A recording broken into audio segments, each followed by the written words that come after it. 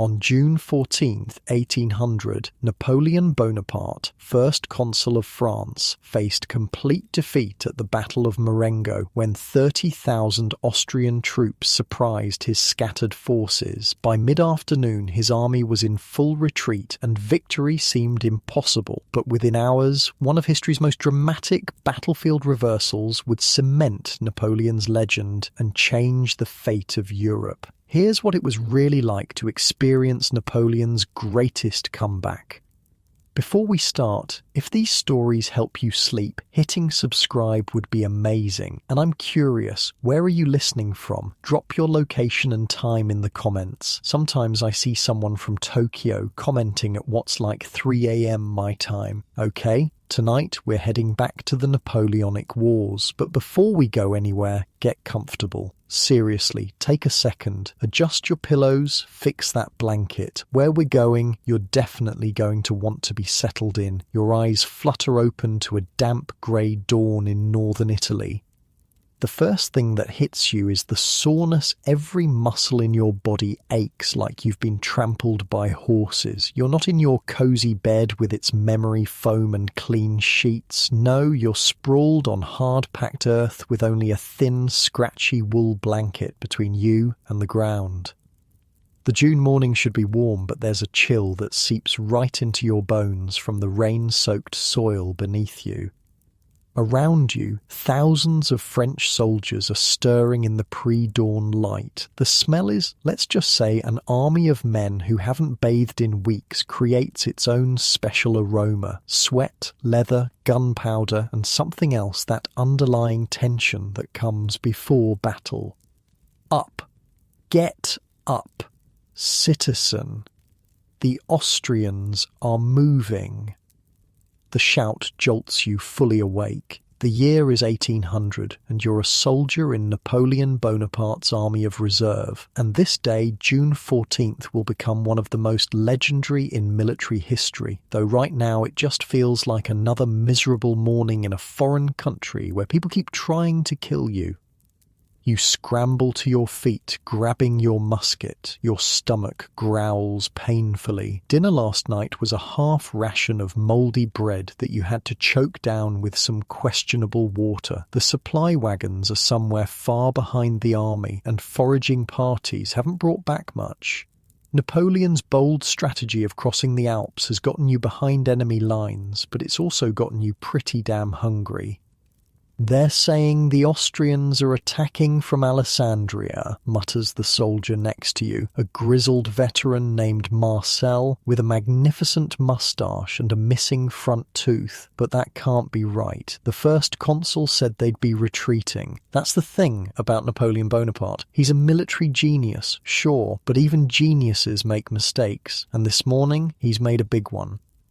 See, Napoleon's convinced that the Austrian army under General Michael von Melas is trying to escape east, so he's spread his forces out across miles of countryside to catch them. You and about 15,000 other French troops are around the village of Marengo, while another 10,000 are scattered elsewhere. It's a smart plan if the enemy is actually retreating, but they're not. As the morning fog lifts, an unmistakable sound rolls across the plains like distant thunder, cannon fire, a lot of it. "Holy shit," Marcel whispers, his face going pale beneath his weathered tan. "That's a full attack." Within minutes, officers are shouting orders, drummers are beating assembly, and your regiment is forming up. Through gaps in the morning mist, you catch glimpses of the Austrian army emerging from Alessandria, not retreating at all, but advancing in full force, 30,000 men with over 100 cannons against your scattered 15,000 with barely a dozen guns. Wait. This can't be right. Napoleon is supposed to be the one surprising enemies, not the other way around. But here you are. "The first consul was wrong," someone says nearby. "We're completely outnumbered." And just like that, you're marching forward into what might be the last day of your life. See, Napoleon Bonaparte's not actually with you. That's another problem. He's miles away at his headquarters, convinced the Austrians are retreating, not attacking. By the time messengers reach him with news of the assault, precious hours will be lost. The initial Austrian attack hits like a hammer. Their artillery opens up and the sound is deafening, not just the boom of the cannons, but the whistling shriek of round shot tearing through the air, followed by the sickening thud when it finds its target. You watch in horror as a cannonball rips through your formation, taking 3 men with it in a spray of red. Your regiment forms up along a small stream called the Fontenone. It's not much of a defensive position, just a narrow waterway with steep banks, but it's all you've got. The orders are simple. Hold this line at all costs. The Austrians come in waves, their white uniforms standing out against the green fields. Their first assault hits the French centre, where General Victor's division is positioned. Your own regiment is part of General Lanz's division, off to the right flank. "Oh, steady," your captain shouts. "Wait for the order." The first Austrian attack is repulsed. Men cheer around you. Maybe this won't be so bad after all. But then you look west and your heart sinks. More Austrian columns are forming up. A lot more. "I've been in 12 battles, Marcel says, calmly reloading his musket, "and I've never seen odds this bad." "Then why are you so calm?" you ask, your own hands shaking as you try to reload. He shrugs. "If today's my day, it's my day. Besides, I've seen the little corporal pull off miracles before." The little corporal, that's what veterans like Marcel call Napoleon, a nickname from his early days as a young artillery officer. But right now, the little corporal is nowhere to be seen and his soldiers are in serious trouble. The second Austrian attack is stronger than the first. They've brought up more artillery, and the French line along the Fontenone is being pounded mercilessly. The air fills with smoke so thick you can barely see 20 paces ahead. The roar of gunfire becomes continuous, not individual shots, but a rolling thunder of muskets and cannon. Time loses meaning in battle. Minutes stretch like hours. Hours compress into moments. The fighting along the Fontenone continues throughout the morning, attack after attack. The stream's water runs red in places. The bodies pile up on both banks.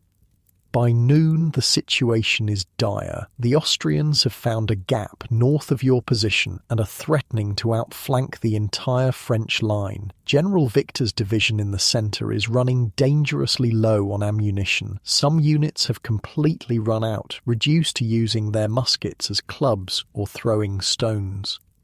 Then the worst happens. The Austrian weight of numbers finally tells. Their 30,000 men and 100 guns against the French, 16,000 men and 15 guns is simply too much. First one French regiment breaks, then another. The retreat begins, and once it starts, it's hard to stop.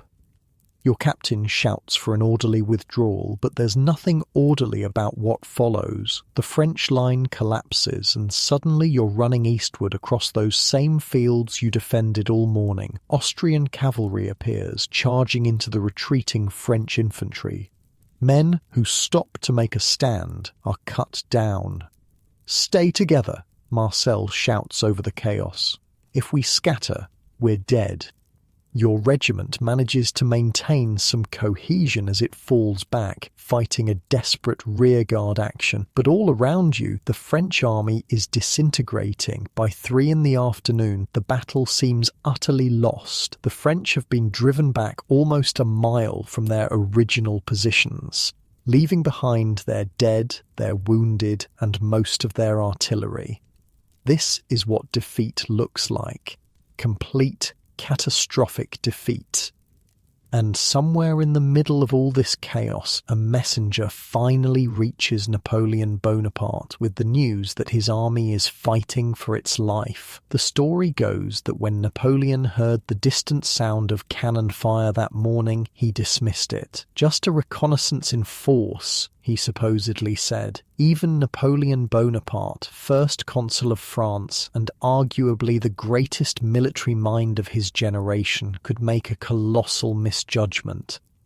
By the time he realizes his error and races toward the battlefield, the situation appears hopeless. The French army that had marched triumphantly over the Alps is now streaming eastward in retreat, pursued by victorious Austrians. You're exhausted, parched and terrified as you stumble across the plains east of Marengo. Your unit has been reduced to perhaps half its original strength. Marcel is still with you, blood streaming from a minor wound on his forehead but otherwise intact. "This is it," someone nearby says. "The campaign is over. We'll be lucky to make it back to France alive." The retreat continues throughout the early afternoon. The Austrian pursuit, thankfully, isn't particularly aggressive. General Melas, the 70-year-old Austrian commander, believes he's won a decisive victory. So confident is he in his triumph that he returns to Alessandria to write his victory dispatch, leaving his chief of staff, General Zach, to handle the pursuit. It's a decision that will go down as one of the worst in military history. Around 5 o'clock, as your shattered regiment reaches the village of San Giuliano, something unexpected happens. Fresh troops appear on the road, French troops, marching westward toward the sound of battle, not away from it. "Who are they?" you ask, staring in disbelief. Marcel squints, then breaks into a gap-toothed grin. "That's Desai's division. They've come back." General Louis Desai had been detached from the main army with his division of 5,000 men to block what Napoleon thought would be the Austrian escape route. When Desai heard the distant sound of battle, he turned his division around and marched to the sound of the guns, a soldier's most sacred duty. Now, as the sun begins its westward descent, Desai's fresh troops are arriving on the battlefield, and with them is Napoleon himself, rallying the retreating soldiers. "I've gone far enough for today," Napoleon announces to his men. "It is my habit to sleep on the field of battle. The effect on morale is electric. Retreating soldiers stop in their tracks. Scattered units reform. Napoleon, the master psychologist as well as the master strategist, knows exactly what his demoralized army needs to hear." Wait, am I making this up? Did he actually say that? Look, Napoleon was basically a walking quote machine. Half the things attributed to him were probably made up later, but it makes for a damn good story, right? Desai reportedly tells Napoleon, "This battle is completely lost."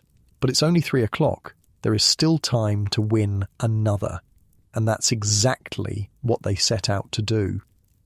Napoleon quickly develops a new plan. While the remnants of his battered army reform their lines, Desai's fresh division will prepare a counterattack. General Marmont gathers all available artillery, just 18 guns, and positions them to blast the advancing Austrians. Meanwhile, General Kellerman's heavy cavalry, which has remained relatively intact, is held in reserve for the decisive moment. The Austrians, believing they're simply mopping up a defeated enemy, advance in a long column along the main road, their guard down. It's General Zach leading the Austrian advance guard of Grenadiers elite troops, but moving forward with the casual confidence of men who think the fighting is over. They have no idea what's about to hit them. At about 5:30, Desai's division strikes. The 9th Light Regiment leads the attack, pouring heavy fire into the surprised Austrians. For a moment, the Austrians waver, but then begin to form up to meet this unexpected threat. It's at this critical moment that tragedy strikes. General Desai, leading from the front as always, is shot through the heart and dies instantly. His last words, according to legend, "Tell the first consul that I die regretting that I have not done enough to live in posterity." Again, with the suspiciously perfect last words. I mean, who knows if he actually said that? The guy just got shot through the heart, not exactly prime time for eloquent speeches, but it's one of those stories that's too good to not tell. The death of their commander could have broken the French attack. Instead, it galvanizes Desailles' men. "Avenge our general" becomes their battle cry as they surge forward with renewed fury.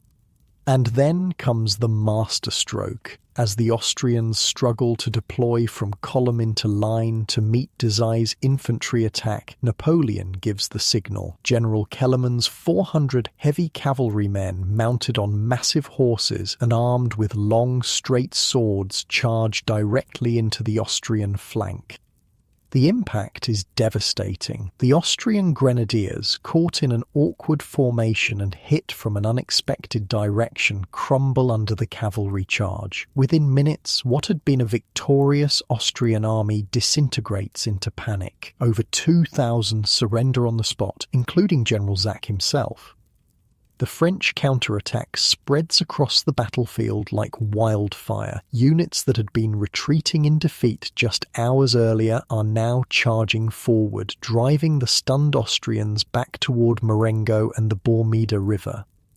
By nightfall, the battlefield that had witnessed a decisive Austrian victory at 3 o'clock has, by some military miracle, transformed into a decisive French victory by 7. The Austrians retreat in disorder across the Bormida, leaving behind thousands of dead, wounded, and captured.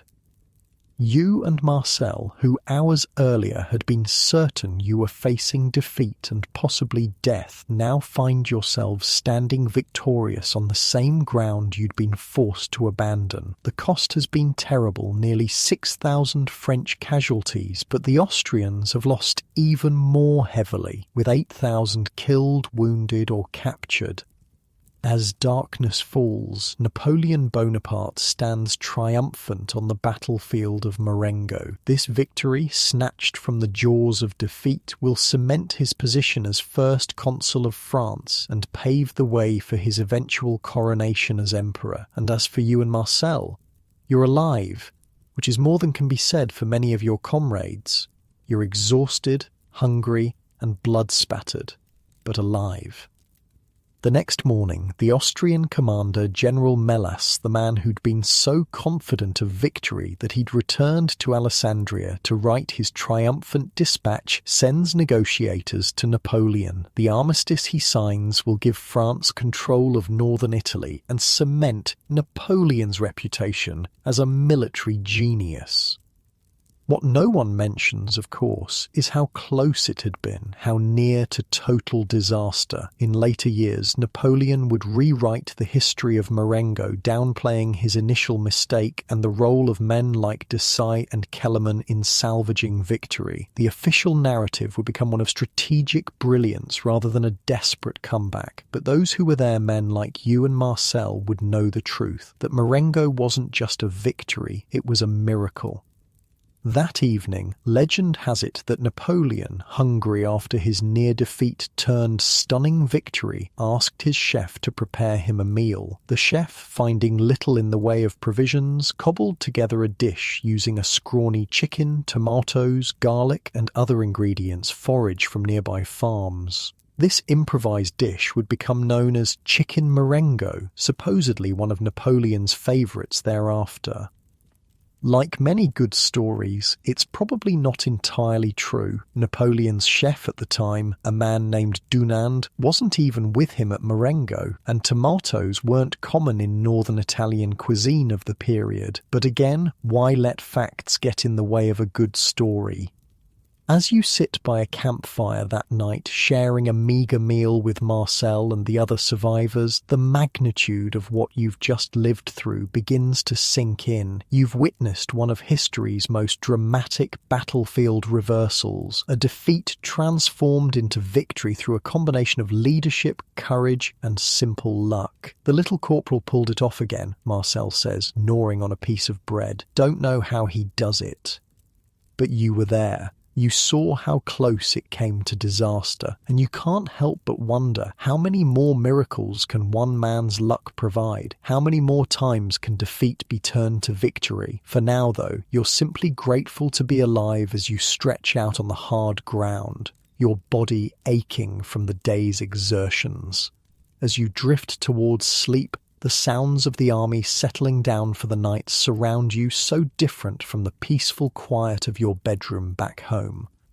Unlike your comfortable modern bed with its soft pillows and warm blankets, tonight you'll sleep on Italian soil beneath the stars with only a thin blanket between you and the earth. But you'll sleep as victors, not as defeated men, and sometimes that makes all the difference. The morning after Marengo is strangely quiet.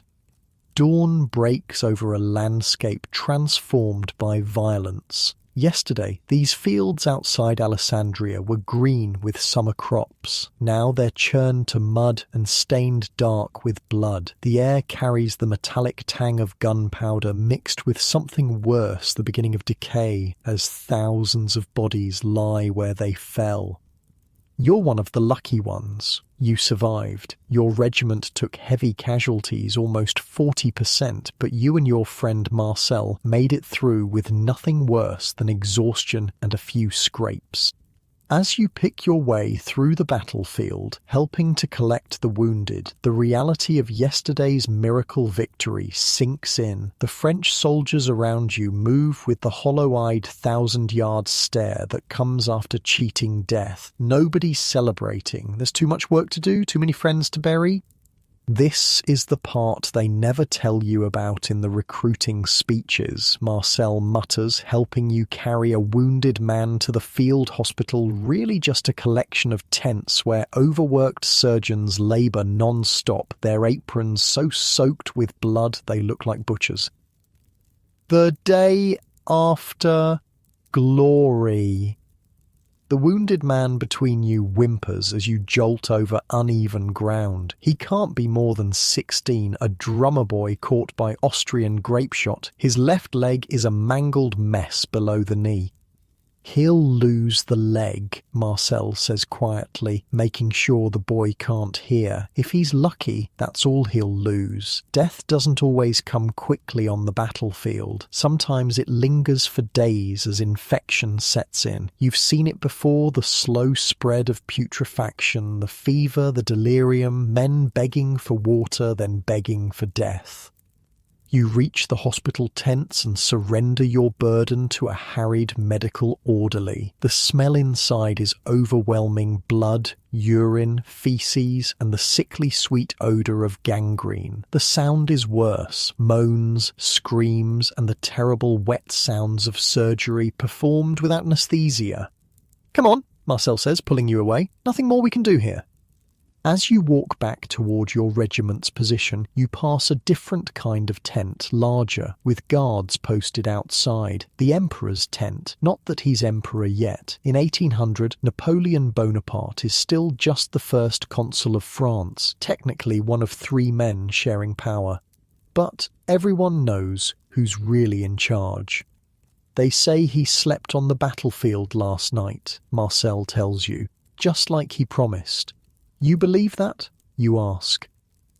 Marcel snorts. Maybe, maybe not, but the men believe it, and that's what matters. That's Napoleon's genius. He knows exactly what his soldiers need to hear, what stories will fire their imagination and loyalty. Whether he actually slept on the hard ground or retired to a comfortable bed in a requisitioned villa doesn't matter. The legend is what counts. And speaking of legends, as you pass the command tent, the flap opens and out steps the man himself. It's your first close look at Napoleon Bonaparte, and he's smaller than you expected, not the tiny figure of later British propaganda, but certainly not imposing, maybe 5'6", with a pale complexion and dark hair cut short in the Roman style. But his eyes, there's something in those grey-blue eyes that makes you straighten automatically, like a schoolboy caught slouching. He's surrounded by a cluster of officers in brilliant uniforms, a stark contrast to his own simple green coat of a colonel of the Chasseurs à Cheval, his favourite regiment of the Consular Guard. While his generals gleam with gold braid and decorations, Napoleon's only ornament is a small tricolour cockade on his plain bicorn hat. He pauses, surveying the battlefield with those penetrating eyes. Then he notices you and Marcel, two common soldiers frozen in mid-step. "From which regiment?" he asks directly, his voice higher than you'd imagined, his accent still carrying traces of his Corsican origins. Marcel snaps to attention. "The 9th Light, Citizen First Consul, Lanz's division. The 9th? You fought well yesterday." Napoleon's gaze moves between you. "Were you present for the final attack?" "Yes, Citizen First Consul," Marcel answers. "We were retreating with the rest when General Desai arrived. We turned and fought." A shadow crosses Napoleon's face at the mention of Desai. A great man. France has lost one of her finest sons. There's genuine emotion in his voice. "You've heard that Napoleon and Desai were close friends, comrades from the Egyptian campaign of 1798. Now Desai lies dead, another body cooling on the field of Marengo. How is the morale in your unit?" Napoleon asks, shifting topics abruptly. Marcel hesitates, and you can see him debating whether to speak the unvarnished truth or a comforting lie. He opts for somewhere in between. "The men are tired, Citizen First Consul, and hungry, but proud of yesterday's victory." Napoleon nods, as if this confirms what he already knows. "The supply wagons will arrive today. Meanwhile, there will be distributions of captured Austrian provisions." His gaze moves to you. "And you, soldier? Your thoughts?" The question catches you off guard. You're nobody, just one common soldier among thousands. Yet here's Napoleon Bonaparte asking your opinion as if it matters. I think the men would fight better on full stomachs, Citizen First Consul," you manage, immediately regretting your boldness. But Napoleon's mouth quirks in what might be the ghost of a smile. "Indeed, an army marches on its stomach, as I am constantly reminding my quartermasters." He turns to one of his aides. "General Berthier, see to it that food distributions begin immediately, using the Austrian supplies if necessary." "Yes, Citizen First Consul," the aide responds. With a curt nod to you and Marcel, Napoleon continues on his inspection, trailed by his entourage of glittering officers. "Holy shit," you breathe once he's out of earshot. "Did that just happen?" Marcel looks equally stunned. "I think we just became part of the legend, and that's how legends grow, one small interaction at a time, spreading through an army of thousands." By nightfall, the story of Napoleon personally ordering food distributions after speaking with common soldiers will have travelled through the entire camp, growing more impressive with each retelling. The reality of those food distributions is somewhat less impressive. Your dinner that evening consists of captured Austrian hardtack rock-hard biscuits designed to last for months without spoiling, softened in brackish water, along with a small portion of salted pork and a ladleful of thin soup. Luxury compared to yesterday's near starvation, but hardly a feast. Still, with full bellies for the first time in days, the mood in the camp improves noticeably. Men who yesterday were too exhausted to do more than collapse into sleep now sit around campfires, talking and even laughing. The horror of battle begins to fade, replaced by the peculiar camaraderie that exists only among those who have faced death together and survived. "You know what's funny?" Marcel says, chewing thoughtfully on his softened hardtack. "I've been in the army 7 years, fought in maybe 20 battles, and I can't remember most of them. They all blur together after a while, but I'll remember Marengo till the day I die." "Because we almost lost?" you ask. He shakes his head, because we shouldn't have won. Days like yesterday, they're what separate the truly great generals from the merely good ones. Any officer can win when everything goes according to plan, but to snatch victory from certain defeat, that takes something special. Around your campfire, other soldiers nod in agreement. Despite his mistakes earlier in the day, spreading the army too thin, misreading Austrian intentions, Napoleon had managed to turn catastrophe into triumph in the space of a few hours. If that isn't military genius, what is? As night falls, you find yourself assigned to sentry duty along with Marcel and 2 other men from your company. Your post is near the edge of the camp with a clear view of the darkened battlefield where Austrian torches flicker as they continue collecting their dead and wounded. "Think they'll try again tomorrow?" one of the other sentries asks nervously, a young recruit on his first campaign. Marcel shakes his head. "Not a chance. Their army's broken. Melas will be lucky if he can get his remaining forces across the Po River intact." "So what happens now?" you ask. Marcel shrugs. "The Austrians sue for peace. We get to go home heroes. Bonaparte becomes a little more powerful, and then we wait for the next war to start." "You're a cynical bastard," the 4th sentry laughs.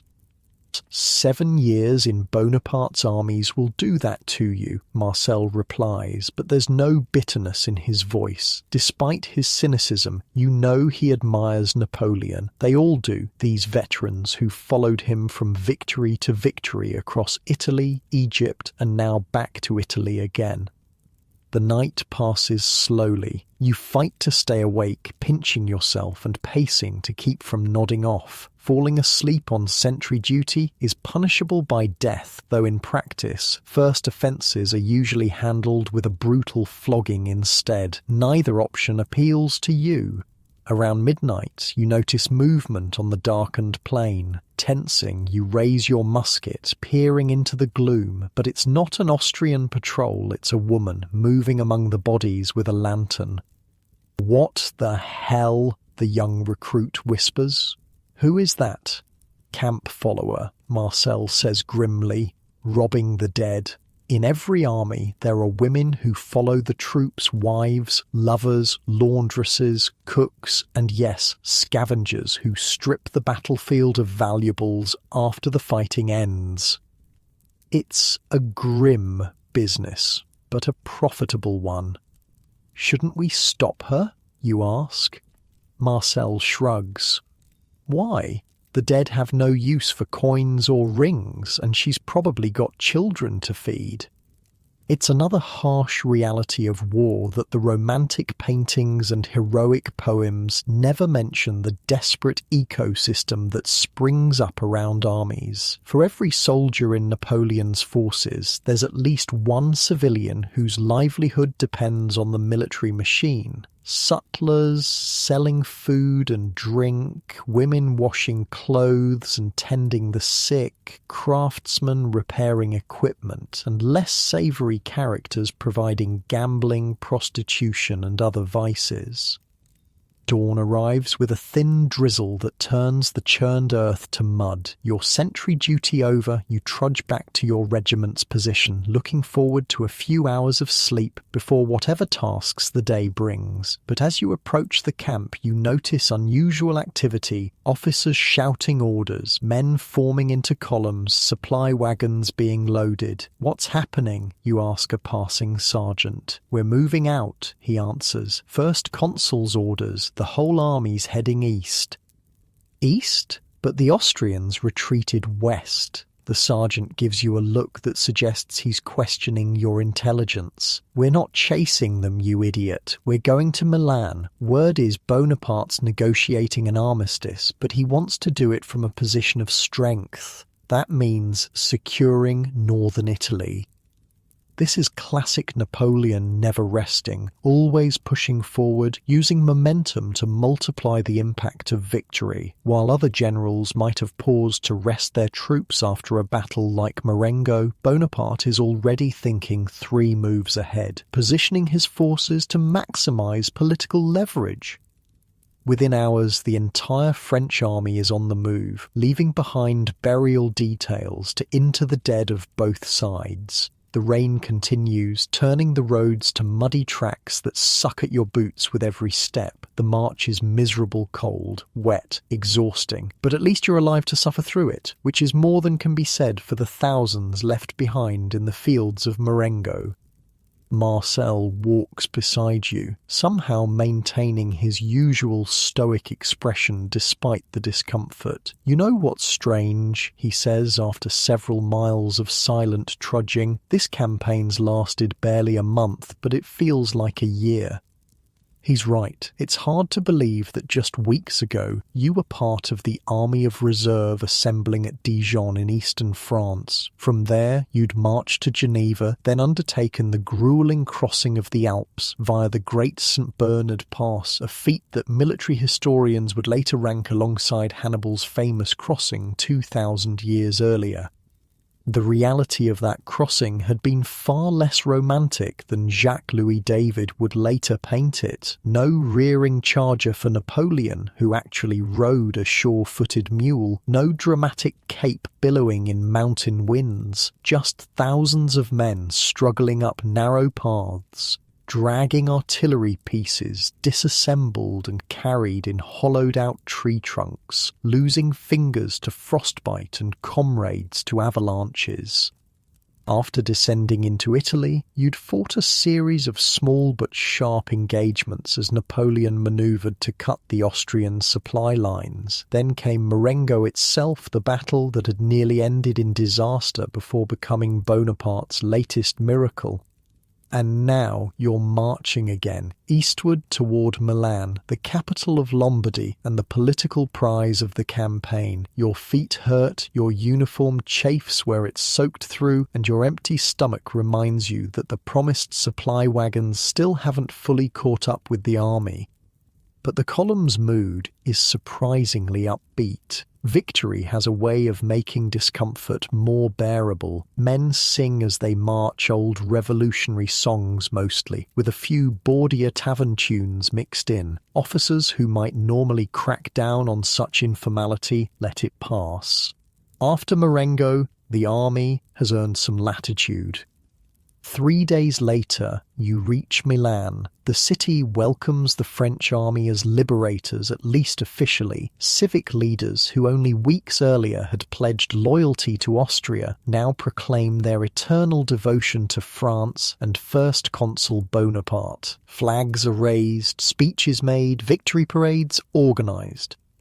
For common soldiers like you, the city's welcome translates to more practical benefits. Real beds in requisitioned housing, decent food, and brief liberty to explore the city's taverns, cafes, and other entertainments. Now this, Marcel says, leaning back in a chair at a small cafe near Milan's magnificent cathedral, is how military campaigns should end.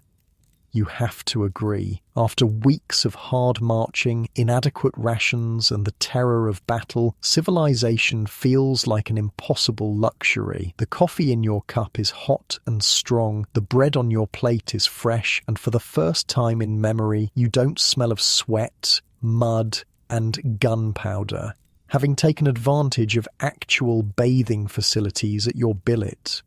Enjoy it while it lasts, Marcel advises, taking an appreciative sip of local wine. We'll be marching again before you know it.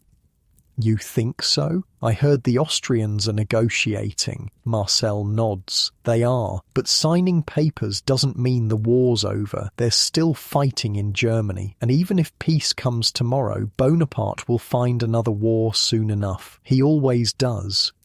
There's no judgment in Marcel's voice, just the pragmatic assessment of a career soldier who has learned not to hope for long periods of peace. Napoleon's France is a nation perpetually at war, either with foreign enemies or its own counter-revolutionary factions. For men like Marcel, peace would mean unemployment at best, half-pay retirement at worst. As if to punctuate his point, a breathless young officer appears at your table, clearly searching for men from your regiment. "You two Ninth Light?" he demands. Marcel straightens. "Yes, Lieutenant." "Report to headquarters immediately. Fatigue detail." So much for your afternoon of leisure. Within the hour, you and Marcel are part of a working party unloading supply wagons in the courtyard of the Palazzo Reale, Milan's royal palace and Napoleon's temporary headquarters. As you labour, the palace buzzes with activity. Couriers come and go, bearing dispatches from other French armies and responses to Austrian peace overtures. Staff officers hurry between meetings, arms full of maps and documents. It's the nerve centre of an empire in the making, though in 1800 few would have predicted how far Napoleon's ambitions would eventually reach. Through an open window, you catch glimpses of the man himself working at a desk piled high with papers. Unlike his subordinates who seem harried and exhausted, Napoleon appears energized, moving from task to task with relentless focus. They say he needs only 4 hours of sleep per night, an inhuman schedule that leaves more time for the business of war and governance. "He never stops, does he?" you murmur to Marcel as you haul another crate of supplies. "That's why he wins," Marcel replies simply. "While other generals sleep, he plans. While kings hold court, he studies maps. He outworks everyone." It's an insight into Napoleon that historians would later confirm. His genius wasn't just tactical brilliance or personal courage, but an almost supernatural capacity for work, an ability to process information and make decisions faster than his opponents. The fatigue detail lasts well into evening. By the time you're dismissed, night has fallen over Milan, and all thoughts of enjoying the city's pleasures have been replaced by the simple desire for sleep. You stumble back to your billet, a small room shared with Marcel and 3 other soldiers in a requisitioned townhouse, and collapse onto your straw mattress without even removing your boots. For once, sleep comes easily, without the nightmares that often followed battle. Perhaps it's simple exhaustion, or perhaps it's the knowledge that, for now at least, you're safe. The Austrians are in retreat, peace negotiations are underway, and you've survived another campaign under the banner of the most successful general in Europe. As consciousness fades, your thoughts drift to Napoleon, still working by candlelight in his palace office while his soldiers sleep. What visions drive him? What ambitions keep him awake while others rest? What will he lead France to next? Those are questions for tomorrow. Tonight, you sleep the sleep of the victorious, deep and dreamless, and mercifully far from the bloodied fields of Marengo.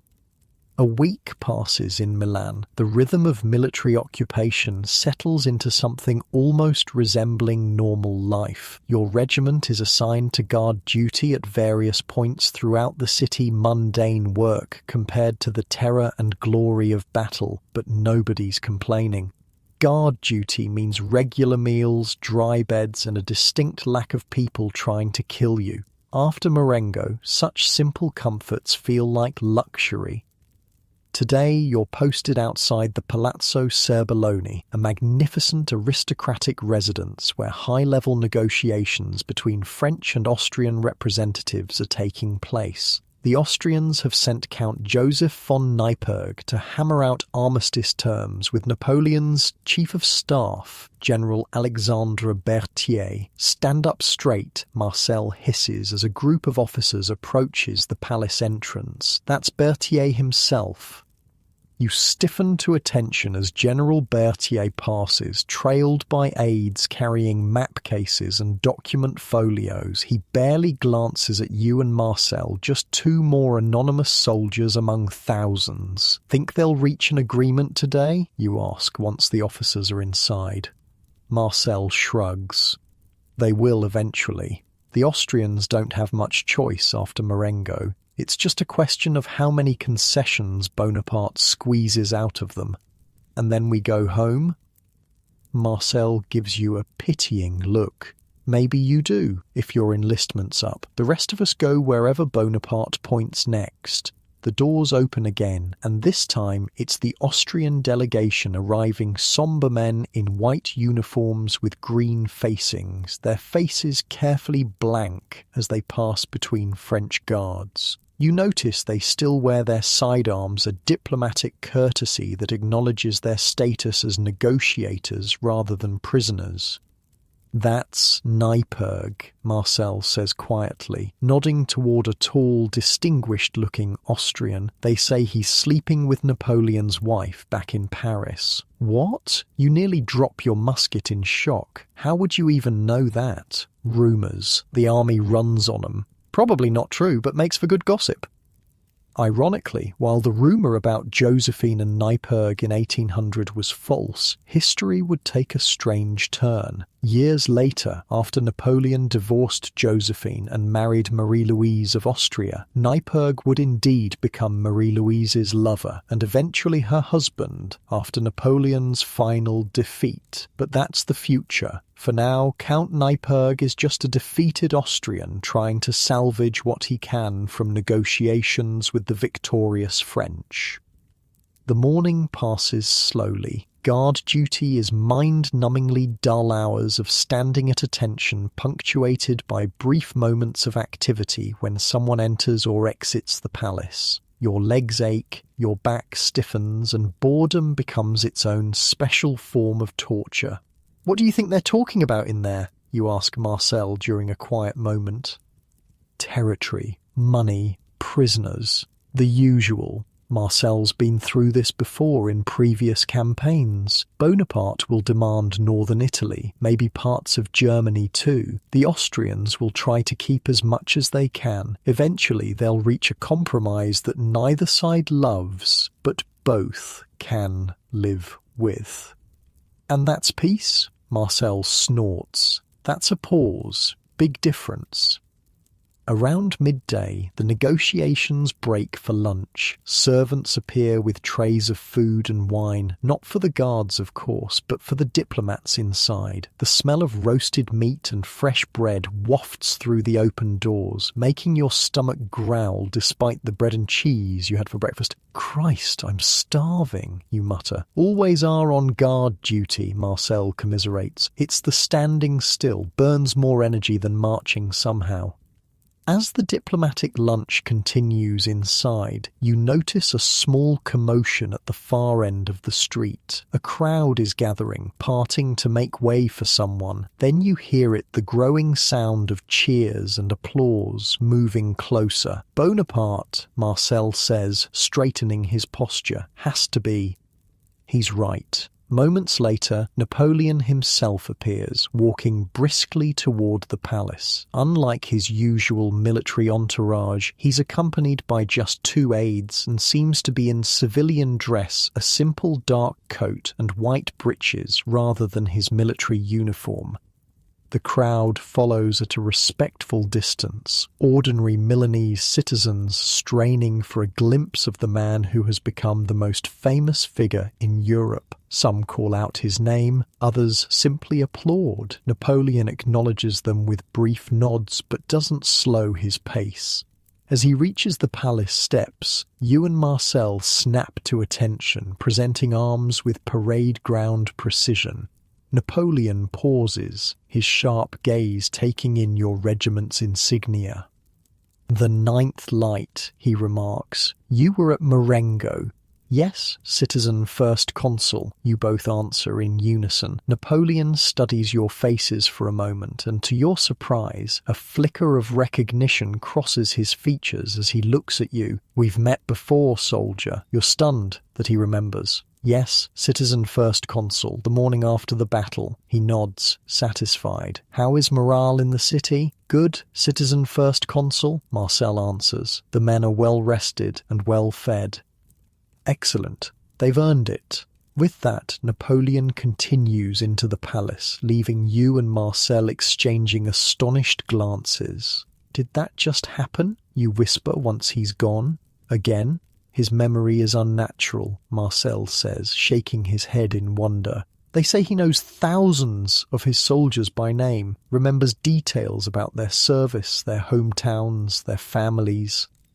It's another element of the Bonaparte legend, his ability to connect with common soldiers, to make each man feel personally valued. Whether it's a calculated political skill or genuine interest hardly matters. The effect is the same: unshakable loyalty from the ranks.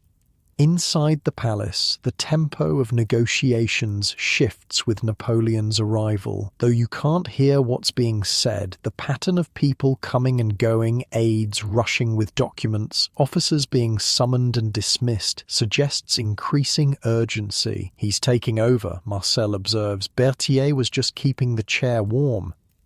By late afternoon, an unusual stillness has fallen over the palace. No more messengers rushing in and out, no more huddles of staff officers discussing developments. Whatever is happening inside has reached a critical stage. When the doors finally open around dusk, both delegations emerge together. French and Austrian officers intermingled, their expressions professional but noticeably relaxed compared to earlier. Behind them comes Napoleon, deep in conversation with Count Neipperg. "It's done," Marcel murmurs. "Look at them." You see what he means. The body language has changed completely. There's still formality, but the tension has dissipated. Whatever terms have been agreed upon, both sides seem reasonably satisfied or at least resigned. Napoleon and Neipperg pause at the top of the palace steps. They shake hands firmly, exchange a few final words, then part ways, Neipperg to rejoin his Austrian colleagues, Napoleon to confer with Berthier and his staff. As darkness falls, you and Marcel are finally relieved from your post by the night watch. Your legs are cramping from hours of standing, and your empty stomach has progressed from complaining to outright rebellion. "Come on," Marcel says. "I know a tavern near our billet, not too expensive." The tavern is crowded with off-duty French soldiers and curious locals. Despite the language barrier, a rowdy camaraderie has developed, aided by the universal translators of wine, music, and mutual curiosity. You find a small table in the corner, and Marcel somehow procures 2 bowls of hearty bean soup and a carafe of local wine. "To peace," he says, raising his cup, "however temporary." You clink cups and take a grateful swallow. The wine is rough but honest, warming you from the inside. "So, what happens now?" you ask between spoonfuls of soup. "Now?" Marcel tears off a chunk of bread. Now the first consul becomes more powerful than ever. Marengo's made him untouchable. The revolution's over, my friend. Bonaparte's France is beginning. Is that good or bad? Marcel considers the question seriously. Depends. For soldiers, probably good, at least for a while. He takes care of the army. For France, who knows? He's brought order after chaos, which most people appreciate, but men with that much ambition rarely stop reaching for more. You're not much for politics. Your enlistment in the French army had been more about escaping poverty than revolutionary ideals, but even you can sense the historical weight of what's happening, the French Revolution's turbulent energy channeling itself into one extraordinary man's vision. They're saying he'll be named consul for life, Marcel continues, lowering his voice, though the tavern's noise makes it unlikely anyone could overhear. First step to becoming king in all but name. Isn't that against everything the revolution stood for? Revolutions devour themselves, kid. Always have, always will. The idealists start them, then the pragmatists take over, then the strong men restore order. Tale as old as time. Before you can respond, the tavern door bursts open and a breathless young officer appears. The room gradually quiets as he makes his way to the centre. "For citizens, soldiers of France," he announces, his voice carrying above the diminishing conversation, "I bring news from the Palazzo Serbelloni. The Convention of Alessandria has been signed." A murmur runs through the crowd. "Austria cedes all territory in Italy, north of the Po River." The officer continues. All Austrian forces must withdraw behind the Mincio River within 2 weeks. The fortresses of Tortona, Alessandria, Milan, Turin, and Genoa are to be surrendered to French control. The tavern erupts in cheers. Men pound tables, raise glasses, embrace each other. In one stroke, Napoleon has regained nearly everything France lost in Italy during his absence in Egypt. The campaign that began with the daring crossing of the Alps has concluded with complete success. And one more announcement, the officer shouts over the celebration. The first consul will depart for Paris within 3 days. Units assigned to the Army of Italy will remain under General Massena's command. All others will prepare to return to France. This news brings another round of cheers, especially from those like you whose regiments aren't part of the occupation force. Going home, or at least back to France, is a prospect worth celebrating. "Looks like you might get your wish after all," Marcel says, refilling your cup. "Paris isn't home, but it's closer than Milan." The tavern celebration continues well into the night. Songs are sung old revolutionary anthems mostly, with lyrics hastily updated to praise Bonaparte rather than abstract notions of liberty. Toasts are made to France, to the army, to the first consul, to fallen comrades. A few brave souls even attempt to teach French drinking songs to the bemused Italian tavern staff.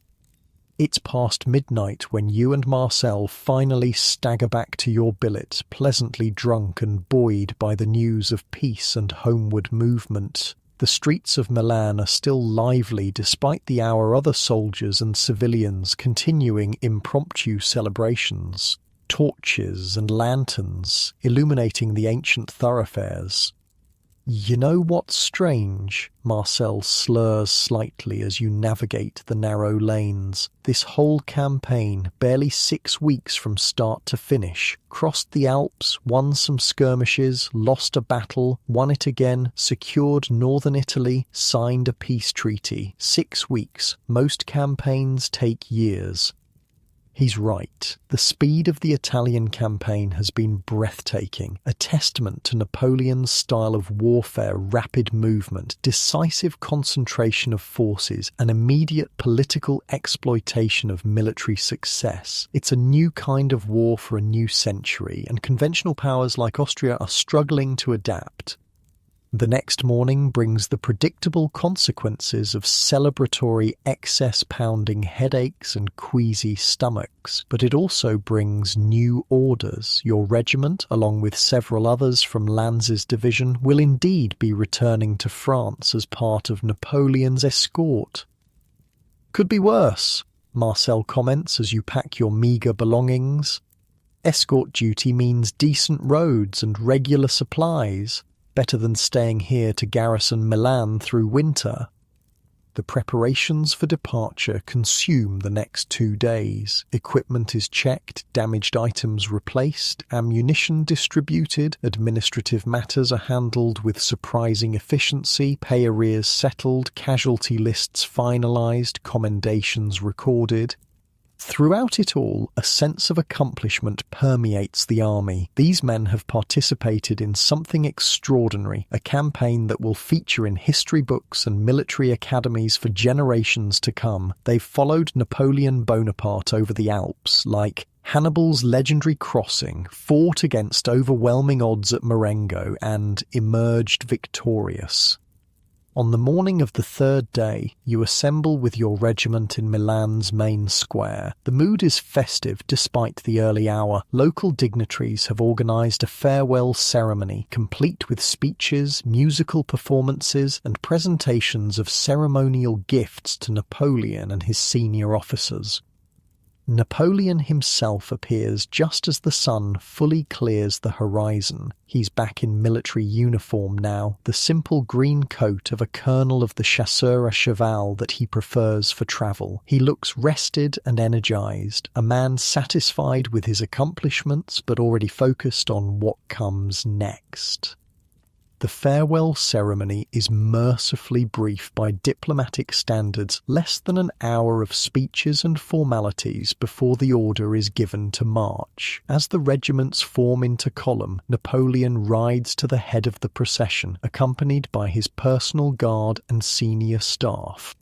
And just like that, you're leaving Milan, retracing your steps across northern Italy, this time as part of a triumphant procession rather than an invading army. The pace is deliberately measured about 15 miles per day, comfortable enough to avoid exhaustion, but sufficient to make steady progress toward France.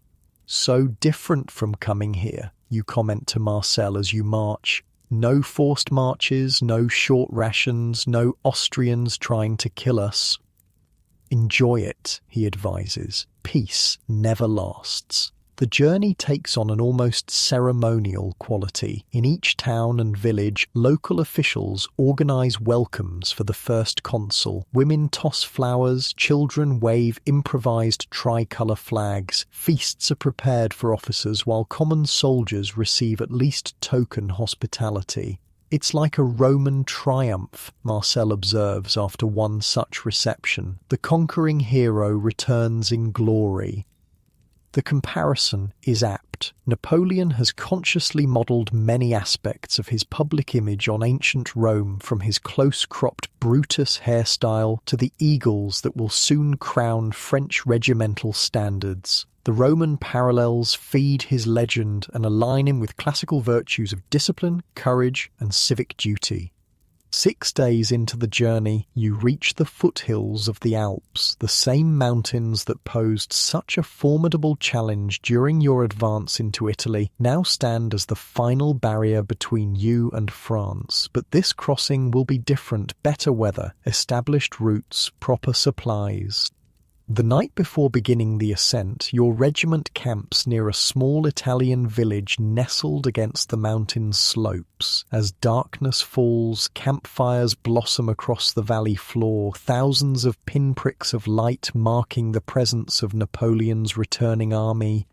You sit with Marcel and others from your company, sharing wine purchased from villagers and trading stories of the campaign. The conversation eventually turns to Marengo itself, the pivotal moment that transformed the entire expedition from potential disaster to unqualified success. "I still don't understand how we won," a young recruit admits. "We were beaten, actually beaten. I was running away, and I'm not ashamed to admit it. How did it turn around so fast?" "De Sykes' arrival helped," an older sergeant answers. "Fresh troops when we needed them most, and Kellerman's cavalry charge," another adds. "Never seen anything like it. 400 horsemen breaking thousands of Austrian grenadiers. But it was Bonaparte who put it all together," Marcel says quietly. "Any other general would have accepted defeat, tried to save what he could. He refused to lose, so he didn't." There's murmured agreement around the fire. Whatever his other qualities, Napoleon Bonaparte possesses an indomitable will that seems to bend reality to his purposes. It's a trait that inspires both admiration and unease, even among his devoted soldiers. As the fire burns down to embers and men begin to seek their bedrolls, you find yourself strangely reflective. The campaign has changed you in ways you're only beginning to understand. You've seen death up close, experienced the chaotic terror of battle, witnessed history being made by extraordinary individuals. "Marcel," you say as you both prepare for sleep, "do you ever wonder what all this is for? The fighting, the dying, the treaties that won't last?" He's quiet for a long moment, staring up at the star-filled sky. "Sometimes," he finally answers, "but I've stopped looking for meaning in the grand sweep of things. There's just the duty in front of you, the comrades beside you, and the life you make between battles." "That's it?" "That's plenty." He rolls onto his side, pulling his blanket tighter. "Get some sleep. We start climbing tomorrow." As you lie back on your simple bedroll, so different from your comfortable bed at home, you ponder Marcel's philosophy. Perhaps he's right. Perhaps there is no greater meaning to find in empires rising and falling, in borders being drawn and redrawn by men like Napoleon Bonaparte. Or perhaps you're simply too close to these events to see their true significance. Maybe future generations will look back on this time on Marengo, on Napoleon's rise, on this entire era of revolution and war, and discern patterns and purpose that remain invisible to those living through them. The thought is somehow comforting as you drift towards sleep, the distant silhouette of the Alps black against the night sky, the same mountains Hannibal crossed with his elephants that countless armies have traversed throughout history. You're just one more soldier making that journey, playing your small part in a story that began long before you and will continue long after. Tomorrow, you'll begin climbing toward France, toward whatever future awaits in Napoleon's rapidly evolving empire. But tonight, under the Italian stars, you rest with the simple satisfaction of having survived, of having witnessed history, of having marched with Napoleon Bonaparte during one of his finest hours, the miracle of Marengo. The crossing of the Alps is easier this time.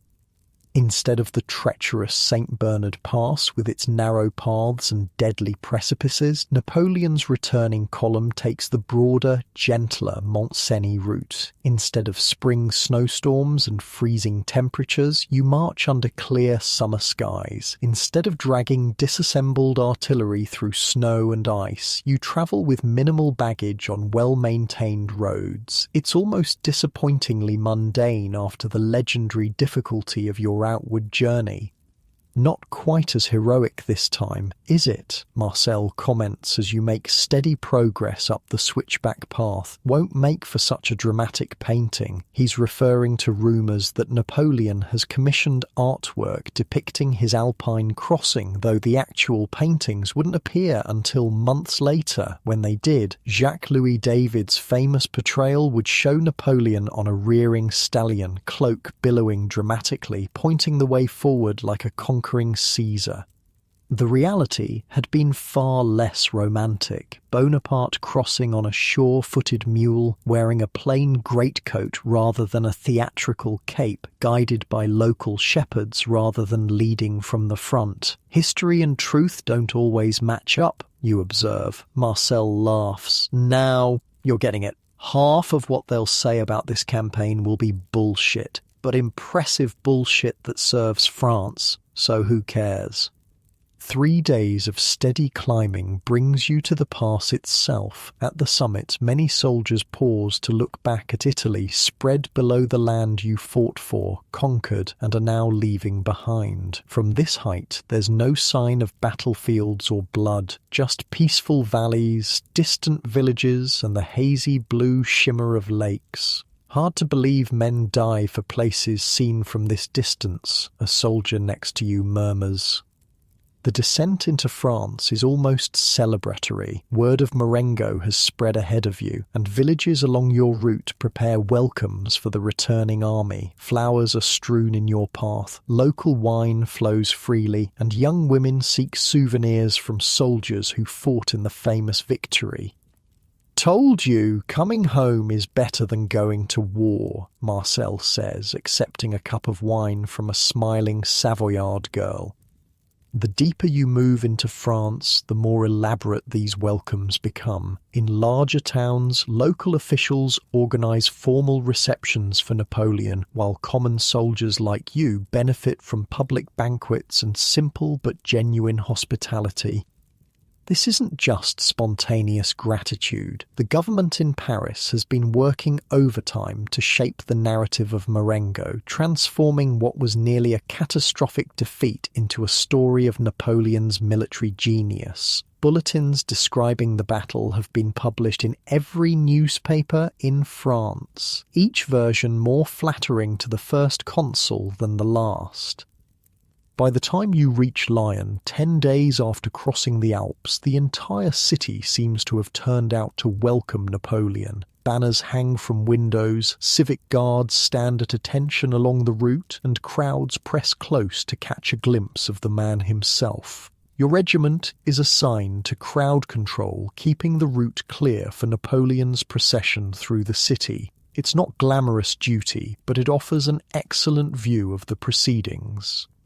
"Look at this," Marcel says, with a mixture of admiration and cynicism. "Couple months ago, half these people probably supported the royalists. Now they're cheering Bonaparte like he's the second coming of Christ." He's not wrong. Lyon had been a hotbed of counter-revolutionary sentiment during the Terror, and many of its citizens still secretly favoured the return of the Bourbon monarchy. But Napoleon represented something different, neither the chaos of revolutionary extremism nor the backward-looking restoration of the old regime. He offered order without reaction, glory without terror, and after Marengo he also offered victory, which has always been the surest path to public adoration. The procession passes directly in front of your position Napoleon on horseback, acknowledging the cheers with his characteristic restrained gestures. He's accompanied by a glittering staff of generals and aides, but all eyes are on him alone. Even from a distance, you can sense his remarkable presence, the force of personality that allows this physically unimposing man to dominate rooms full of taller, louder, more conventionally charismatic figures. "They say he's going to change everything when he gets back to Paris," mutters a sergeant standing near you. "New constitution, new government structure, himself at the centre of it all. Isn't that what kings do?" Someone else whispers. The sergeant shrugs. "As long as my pay comes regular and we keep winning battles, he can call himself whatever he wants." It's a sentiment you hear repeatedly among the troops. After a decade of revolutionary turmoil, most soldiers, like most French citizens, care more about stability and success than abstract political principles. If Napoleon's growing power comes with victory abroad and peace at home, few will object to the erosion of republican ideals. 2 more days of marching bring you to Dijon, where Napoleon's procession separates from the main body of returning troops, while the first consul continues rapidly toward Paris with a small escort. The bulk of the army, including your regiment, follows at a more leisurely pace. "He's in a hurry to capitalize on Marengo," Marcel explains as you watch Bonaparte's small column disappear along the northern road. Needs to get back to Paris while the victory's still fresh before his enemies can regroup. Does he have enemies after what he's accomplished? Marcel gives you a pitying look. "Everyone in power has enemies, kid, especially in France. We've executed one king and run another out of the country. We've had how many governments in the last 10 years? 6? 7? Power's never secure, no matter how many battles you win." It's another week before you reach Paris yourself. The capital is in a state of barely controlled celebratory chaos when your regiment marches through the Barrière d'Italie and into the city proper. The streets are thronged with people waving tricolour flags and calling out congratulations to the returning soldiers. Vive Bonaparte, vive l'armée, vive la France. The chants blend together into a continuous roar of approval. For common soldiers, the adulation is both gratifying and slightly embarrassing. You've done your duty, followed orders, survived through a combination of skill and luck. To be treated as heroes for actions that felt like desperate survival in the moment is strange, but not unwelcome. Enjoy it while it lasts, Marcel advises, nodding to acknowledge a pretty girl who tosses a flower in his direction.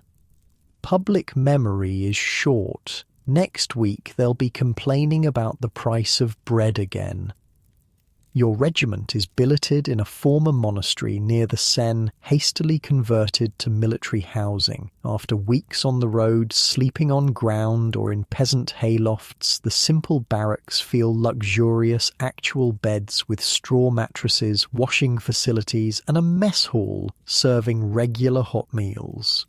Now this, you sigh, stretching out on your assigned cot, is what victory should feel like. Don't get too comfortable, Marcel warns. They'll find something for us to do soon enough. The army doesn't pay men to lounge around Paris. He's right, of course. Within days, your regiment receives new assignments, guard duty at government buildings, parade ground drills for public display, escort services for visiting dignitaries.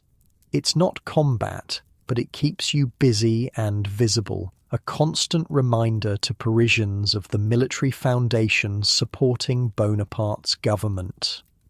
During off-duty hours, you explore the capital. Paris in the summer of 1800 is a city caught between revolutionary fervour and imperial ambition. Many buildings still bear the scars of revolutionary vandalism, churches with defaced saints, public buildings with royal emblems chiselled away. Yet new construction is everywhere, much of it explicitly celebrating Napoleon's victories in forms reminiscent of ancient Rome. The old gives way to the new, Marcel observes, as you pass a medieval church being repurposed as a temple of victory, complete with Roman-style fasces and eagles. That's Bonaparte for you, keeping what works from the past, replacing what doesn't. It's a perceptive assessment of Napoleon's emerging governing philosophy. Unlike the revolutionary purists who sought to erase all traces of France's monarchical and Catholic heritage, Bonaparte recognises the value of tradition, of symbols and institutions that provide continuity and stability. He's building something new, yes, but incorporating useful elements from what came before. One evening, about 2 weeks after your arrival in Paris, you and Marcel find yourselves in a small tavern near the Palais Royal, enjoying a rare night of liberty. The place is crowded with a mix of off-duty soldiers, government clerks, and ordinary Parisians, creating a lively but not rowdy atmosphere. At a nearby table, a heated discussion is underway among a group of well-dressed young men, lawyers or minor officials from their appearance. Though you're not deliberately eavesdropping, their increasingly loud debate is impossible to ignore. Exactly what the revolution was supposed to prevent, one of them insists, pounding the table for emphasis. Power concentrated in one man's hands. And what would you prefer? His companion counters. The Directory's corruption, the Convention's terror. Bonaparte at least gets things done. At what cost to liberty? Liberty? What good is abstract liberty to people who can't feed their families? Bonaparte has stabilised the currency, reopened churches without counter-revolution, made peace with our enemies and restored French pride. I'll take that over your precious theoretical liberty. Marcel catches your eye, nodding slightly toward the arguing men. Hear that? That's Paris for you. Everyone's a political philosopher after 3 glasses of wine. But there's something compelling about the debate. It articulates tensions you've felt, but couldn't express the contradiction between revolutionary ideals and Napoleon's increasingly personal rule, between democratic principles and the practical benefits of effective autocracy. What do you think? You ask Marcel quietly. Are we betraying the revolution by supporting Bonaparte? He considers the question seriously, taking a thoughtful sip of wine before answering. Depends what you think the revolution was really about. If it was about abstract principles, liberty, equality, fraternity, all that, then maybe yes. But if it was about making France stronger, giving ordinary people a chance at better lives, breaking the stranglehold of ancient privileges, then no. He glances toward the arguing men, now deep in debate about the proposed lifetime consulship for Napoleon. Those fellows have the luxury of worrying about political theory. Most people just want to live without fear of the mob or the guillotine. Bonaparte gives them that. Your conversation is interrupted by a commotion at the tavern door. A group of soldiers enters, not French but foreign. From their distinctive green uniforms with red facings, you recognise them as members of the Irish Legion, a unit of Irish exiles who've thrown in their lot with France against their British oppressors. The Irish are celebrating something, already half drunk and looking for more wine and company. Their leader, a tall man with captain's insignia and a shock of red hair, scans the room before his gaze falls on your table. "French comrades," he calls in heavily accented French. "Room for a few poor Irish boys?" Before you can respond, Marcel waves them over with typical veteran's hospitality. "Pull up chairs. Any enemy of England is a friend of ours." The Irish introduce themselves as they settle around your table. Their captain is named Michael Dwyer, once a rebel leader in the failed 1798 uprising against British rule in Ireland, now an officer in Napoleon's foreign legions. "To Bonaparte," Dwyer proposes, raising his glass. "The only man in Europe who can break the English stranglehold on my country." You all drink to that. Relations between the Irish and French soldiers are naturally warm, both nations sharing a deep-seated hatred of England and a certain cultural appreciation for wine, women, and glorious lost causes. As more drinks are poured, Dwyer explains their celebration. "We've received new orders. The Legion is being expanded, trained for something big. Word is Bonaparte's planning something special for the English."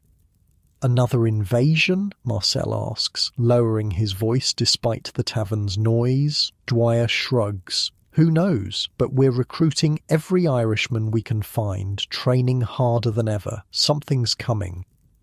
This is your first hint of what would eventually become known as the Army of England, Napoleon's massive force assembled at Boulogne for a potential cross-channel invasion. Though the invasion would ultimately never materialise, the threat would keep Britain on edge for years and serve as a powerful diplomatic lever in European politics. The evening progresses from political discussion to shared war stories to increasingly boisterous singing. The Irish teach you rebel songs that would earn a hanging back in British territory. You respond with French marching tunes, celebrating victories over various European enemies. By closing time, Franco-Irish brotherhood has been thoroughly cemented through the universal languages of alcohol and anti-English sentiment.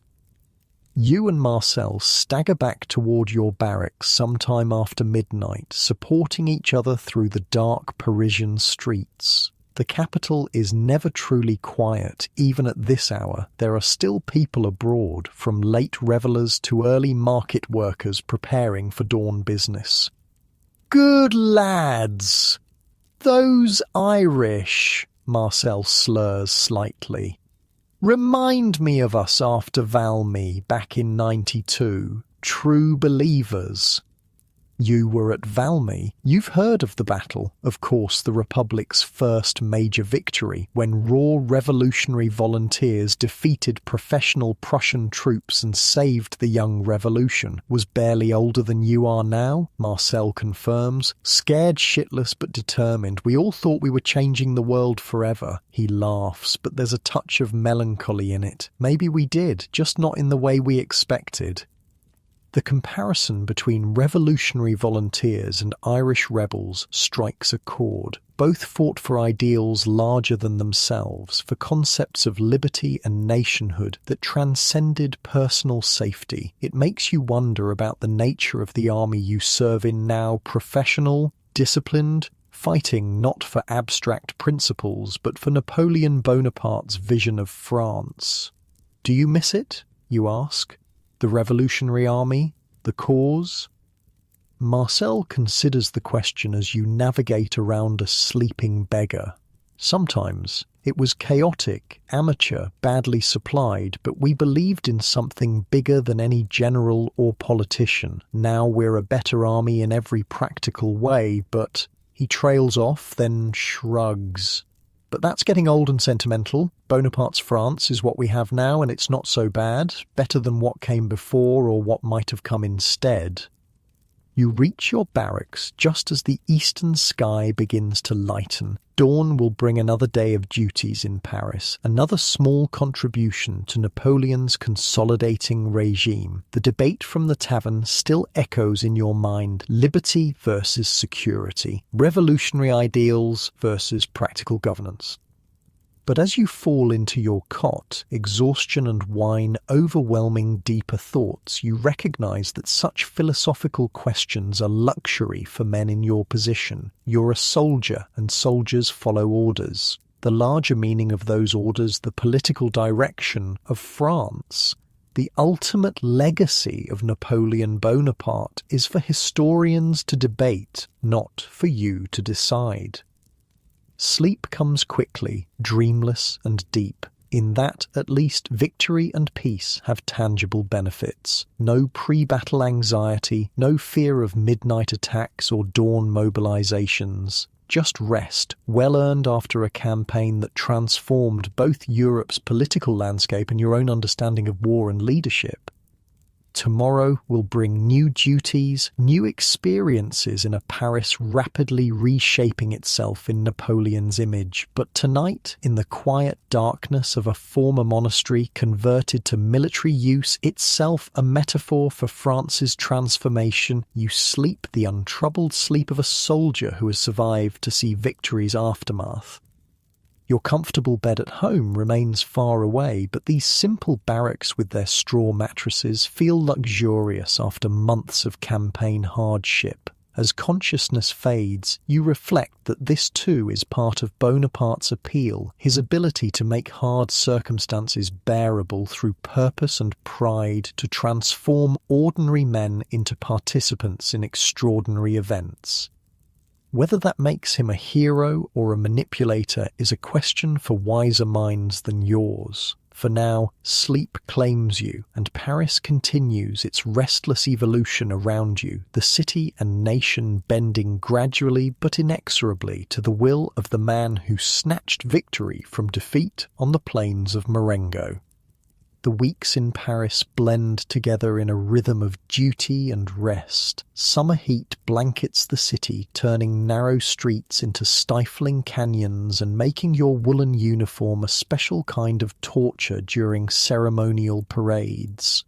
Bonaparte should have thought of summer uniforms. If he's going to keep us marching around for the public, you grumble one particularly sweltering afternoon after spending 4 hours standing at attention during a civic celebration at the Champ de Mars.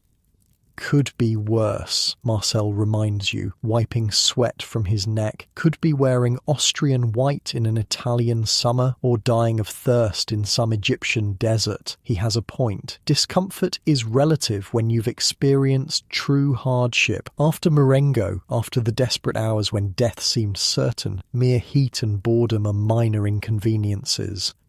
And there are compensations. Paris in 1800 is entering a golden period, the chaos of the revolution fading, the excesses of imperial splendor not yet begun. It's a city catching its breath, cautiously embracing stability under Napoleon's firm but not yet oppressive hand. On your free evenings, you explore neighbourhoods that would have been forbidden to a common soldier under the monarchy. The elegant gardens of the Tuileries, the grand boulevards, the newly established museums filled with artistic treasures, liberated from conquered territories. Strange to think most of this was closed to people like us before the Revolution, you observe to Marcel as you stroll through the Jardin du Luxembourg one pleasant evening, watching fashionable Parisians promenade along gravel paths. That's what we fought for, he replies, not just to replace one master with another, but to open doors. He gestures to the diverse crowd, merchants, professionals, artisans, and yes, common soldiers, all mixing in spaces once reserved for nobility. Whatever else happens, they can't put that back in the bottle. Time passes in gentle waves. Your regiment settles into garrison routine, guard duties, training exercises, occasional ceremonial appearances. The urgent intensity of campaign gives way to the quieter discipline of peacetime service. You learn that Napoleon has wasted no time capitalizing on his Marengo victory. News trickles down through the military hierarchy of constitutional changes, diplomatic initiatives, and internal reforms, all aimed at consolidating the first consul's power while rebuilding France after a decade of revolutionary turmoil. "He's rewriting everything," an officer comments during an inspection. Legal code, educational system, church relations, provincial administration. It's like he's rebuilding France from the foundation up. One warm August evening, you find yourself assigned to guard duty at the Tuileries Palace, where Napoleon has established his residence and governmental offices. It's considered a prestige assignment, usually given to members of the consular guard rather than line infantry like you. "Someone must have remembered you," Marcel suggests when you receive the orders. "The first consul himself, maybe." You scoff at the idea, but can't help wondering. Those 2 brief encounters, after Marengo and in Milan, hardly seem significant enough for Napoleon to remember you among thousands of soldiers. Yet here you are, posted outside the very heart of French government. The duty itself is uneventful. You stand at your assigned position, maintaining ceremonial stillness while officials, officers, and diplomats come and go. The summer evening stretches long, golden light gradually giving way to the soft blues of dusk. As darkness falls, lanterns are lit throughout the palace gardens. From your post you can see into a ground floor room where clerks work late, copying documents and organising papers, the machinery of state grinding on even as the city around it prepares for sleep. "Makes you wonder what they're all working on," murmurs the guard stationed opposite you, breaking protocol with the whispered observation. "Probably boring stuff," you whisper back. "Tax records, appointment letters, or plans for the next war." The comment hangs in the warm evening air. Despite the recent victories and peace negotiations, few believe Europe's conflicts are truly over. Napoleon's France remains surrounded by suspicious powers, Britain unreachable across the Channel, Austria smarting from defeat, Russia unpredictable under its eccentric Tsar Paul. Near midnight, as your shift nears its end, unusual activity draws your attention. A small group emerges from the palace, just 3 men moving with purpose rather than ceremony. Even in the dim lantern light, you recognize the central figure immediately. Napoleon Bonaparte walks briskly between 2 aides, heading not toward the main gates, but to a smaller side entrance where a plain carriage waits. He's dressed simply, without the usual uniform or insignia that would mark his rank. As the group passes your position, Napoleon glances in your direction. There's a flicker of recognition in his eyes, quickly replaced by the distracted look of a man preoccupied with weightier matters. He offers the slightest nod, acknowledgement rather than greeting, before continuing on his way. The carriage departs without fanfare, rolling quietly into the Parisian night on some errand unknown to common soldiers. "Where do you think he's going at this hour?" your fellow guard wonders. Oh, who knows? Secret meeting? Midnight inspection? Visiting a woman? The last suggestion earns a stifled laugh. Bonaparte's marriage to Josephine is famously complicated. Periods of passionate devotion interspersed with equally passionate affairs on both sides. "Imagine being him," the other guard muses, 30 years old and master of France, the whole country hanging on your every decision. It's a sobering thought. Napoleon Bonaparte is barely a decade older than you, yet carries responsibilities that would crush most men. Whatever his ambitions and flaws, his capacity for work is legendary. 18-hour days filled with meetings, correspondence, planning sessions, all managed with relentless efficiency. When your replacement arrives at midnight, you return to barracks through a Paris transformed by darkness. The revolutionary government has yet to implement the street lighting that will eventually make this the city of light. For now, it remains a patchwork of illumination and shadow. Bright shops and cafes alongside pitch-black alleys, the occasional oil lamp marking street corners. Back in barracks, you find Marcel still awake, playing cards with several other veterans in the dimly lit common room. "How was palace duty?" he asks as you join them. "Dull. Saw Bonaparte, though." That draws interest from the table. Even for experienced soldiers, Napoleon remains a figure of fascination. The artillery officer from Corsica who rose to command armies and now governs France. What was he doing? Sneaking out in an unmarked carriage around midnight. Marcel chuckles. Affairs of state, or just affairs? The older veterans laugh knowingly. For all his military genius and political skill, Bonaparte remains human, subject to the same passions and weaknesses as other men. It's part of his appeal to common soldiers, the sense that, despite his extraordinary abilities, he shares certain fundamental traits with them. Either way, Marcel adds, dealing you into their game. Not our concern. We follow orders, not gossip.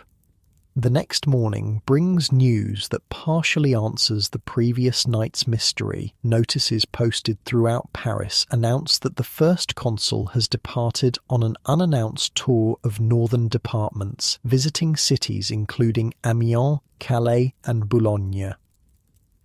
"Checking the channel, defences," Marcel observes, reading the announcement over your shoulder. "Still worried about the English, even after Marengo." It's a reminder that France's greatest enemy remains unconquered. While Austria might sue for peace after battlefield defeats, Britain, protected by its navy and island geography, can continue the fight indefinitely. The one opponent Napoleon cannot directly engage remains his most persistent threat. With Bonaparte absent from Paris, the city's rhythms subtly change. Government business continues under the direction of the other consuls, Cambacérès and Lebrun, but lacks the driving energy of Napoleon's presence. Military reviews are conducted by lesser generals. Diplomatic receptions feel somehow diminished.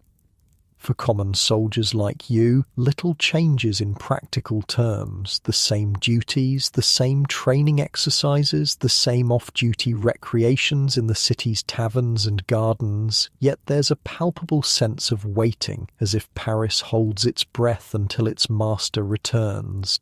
2 weeks later, Napoleon comes back to a capital eager for his presence. Though no official reception is planned, crowds gather spontaneously along his route from the city gates to the Tuileries, cheering the first consul as his carriage passes. "They love him, like he's already emperor," comments a cynical old sergeant watching the scene. So much for the Republic.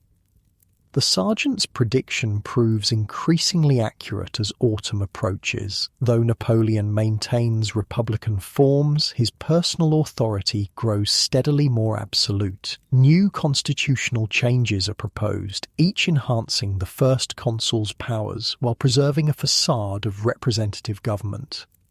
For the army, these political developments matter less than practical concerns. Pay, provisions, promotions. As summer fades into fall, rumours circulate about unit reassignments, potential new campaigns, changes to military organisation and leadership. "They're saying we might be sent to the Rhine frontier," Marcel tells you one evening in late September, returning from a meeting of non-commissioned officers. Austria's making noise again despite the armistice. I thought Marengo settled things. He shakes his head. Nothing's ever settled in this war. Victories buy time, not peace. It's a sobering assessment from a man who's seen nearly a decade of continuous conflict between revolutionary France and the monarchies of Europe. The coalition against France has formed, dissolved, and reformed repeatedly since 1792, each round of fighting ending in temporary truces rather than lasting resolution.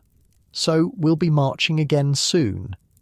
Probably. Marcel doesn't seem particularly concerned by the prospect. For career soldiers like him, campaign has become a seasonal occupation, summer for fighting, winter for recovery and preparation. But not before spring, I'd guess. Even Bonaparte respects winter.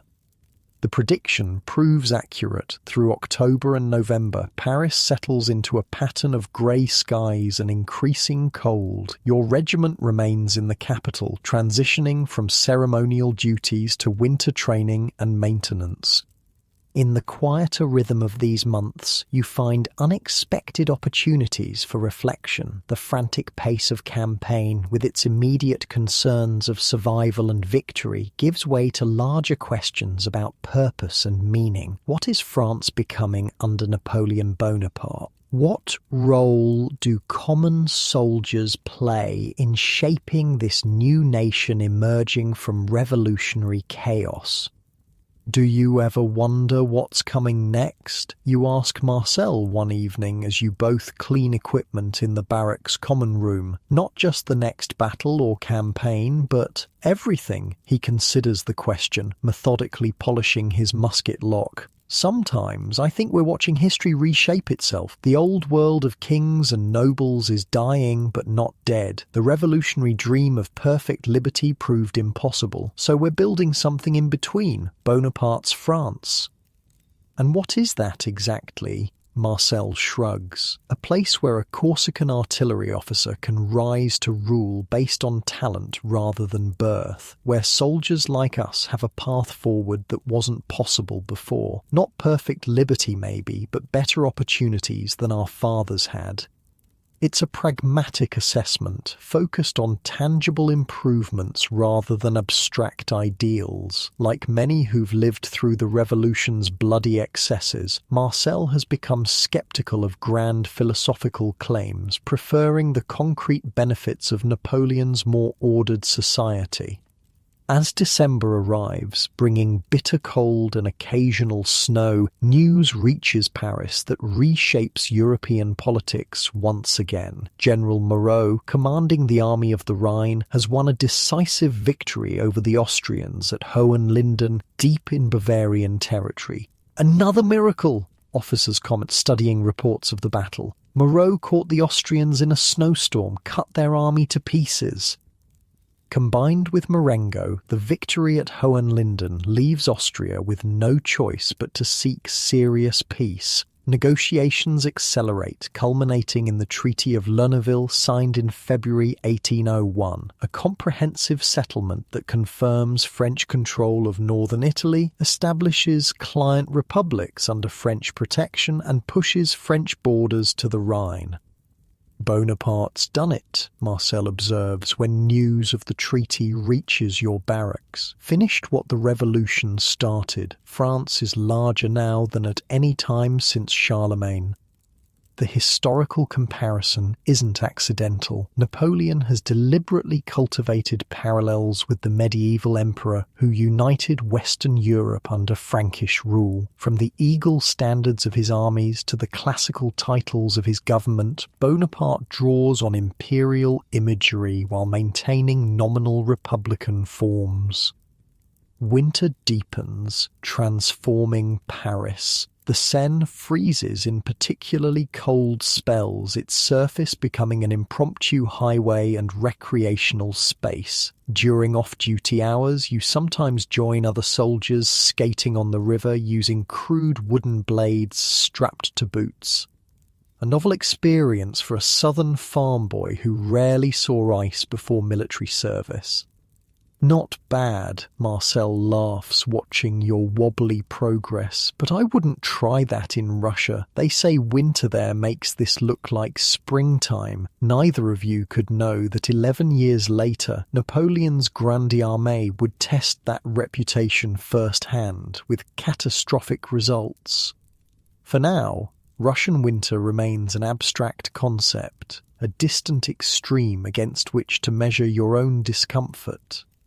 As 1801 advances, the focus of French foreign policy shifts from Austria to the last remaining enemy, Great Britain. With continental threats temporarily neutralized, Napoleon can concentrate on the persistent island adversary that finances coalitions against France and controls the seas.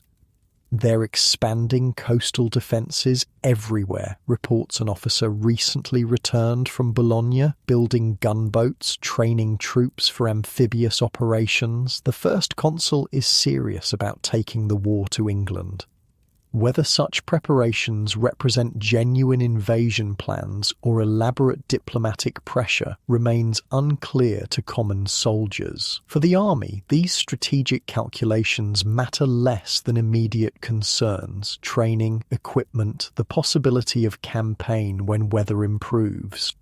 In late March, as the first hints of spring appear in Paris gardens, your regiment receives long-anticipated new orders. You're to depart within the week for Boulogne, joining the growing concentration of forces along the Channel coast. So it begins again. Marcel sighs, though without real regret. The professional soldier in him welcomes action after months of garrison duty. From Italy to the Channel, Bonaparte doesn't believe in letting armies get comfortable. The night before your departure, you make a final visit to a favourite tavern near the Palais Royal, a modest establishment that caters to soldiers and working people rather than fashionable society. It's become something of a ritual for you and Marcel, a place to mark transitions between phases of military life.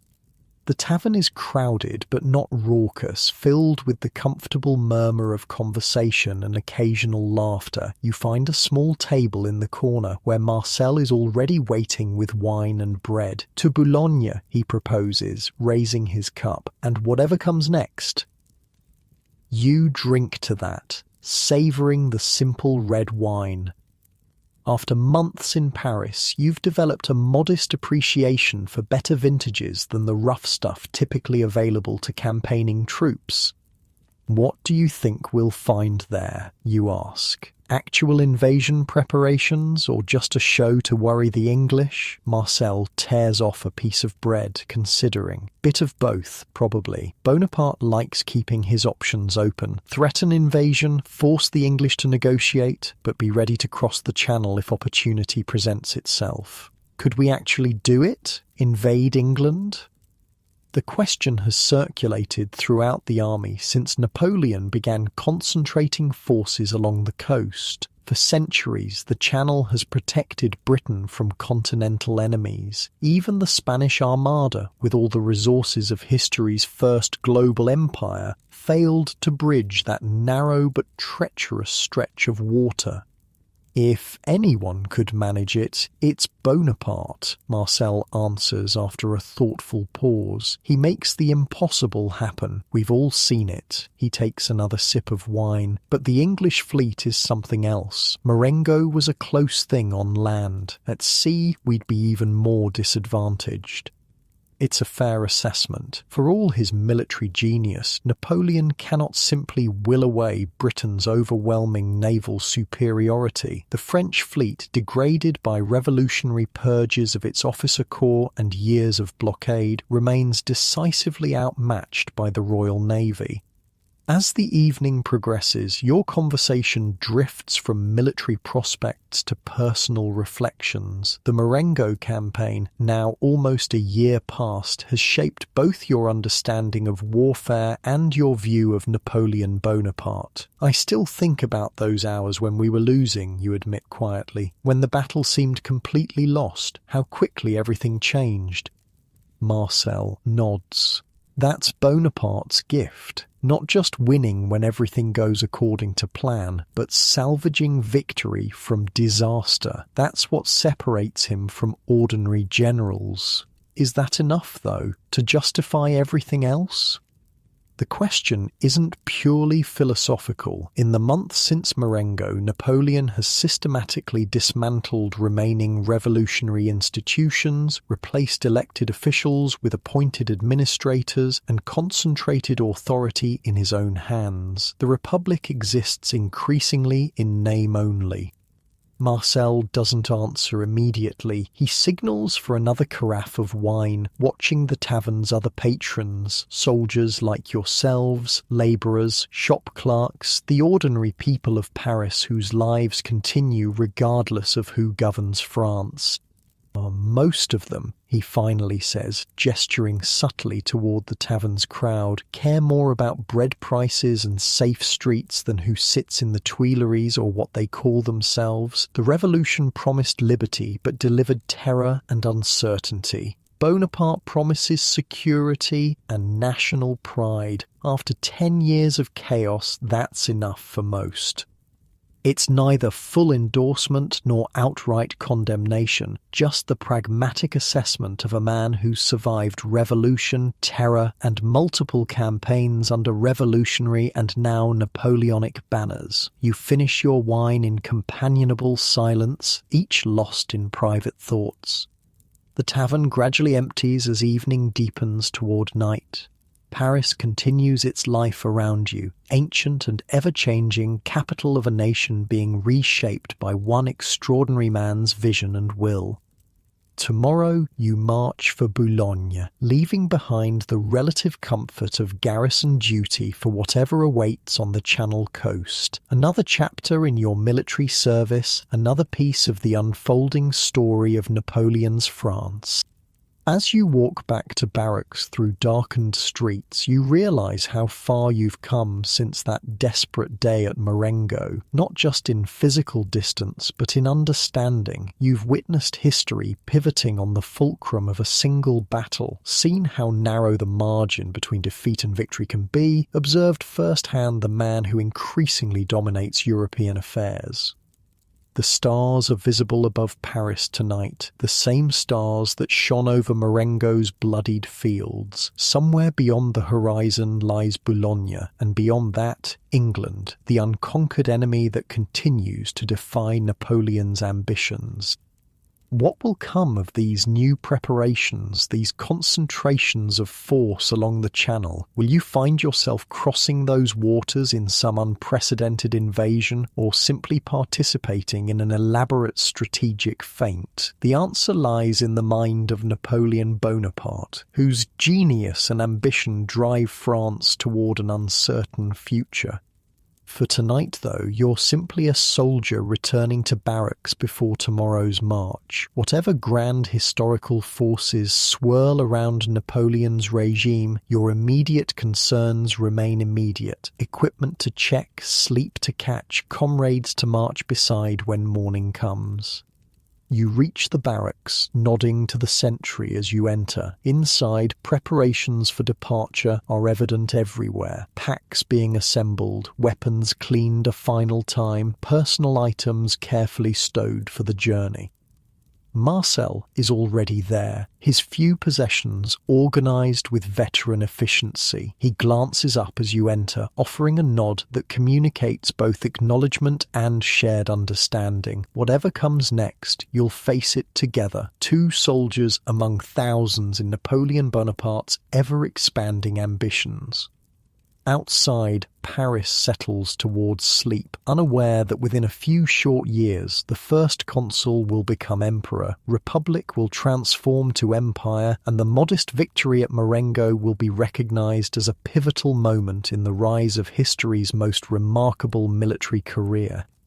For now, though, there is just the quiet of barracks at night, the distant sounds of the city, and the certainty of tomorrow's march. Not so different, really, from your comfortable bed at home, the same stars overhead, the same human need for rest before facing whatever the new day brings. The road to Boulogne unwinds before you like a pale ribbon through the greening French countryside. Spring has arrived in gentle stages. Warmer days, softer rains, fields coming alive with new growth. After Paris's stone and timber confines, the open landscape feels liberating.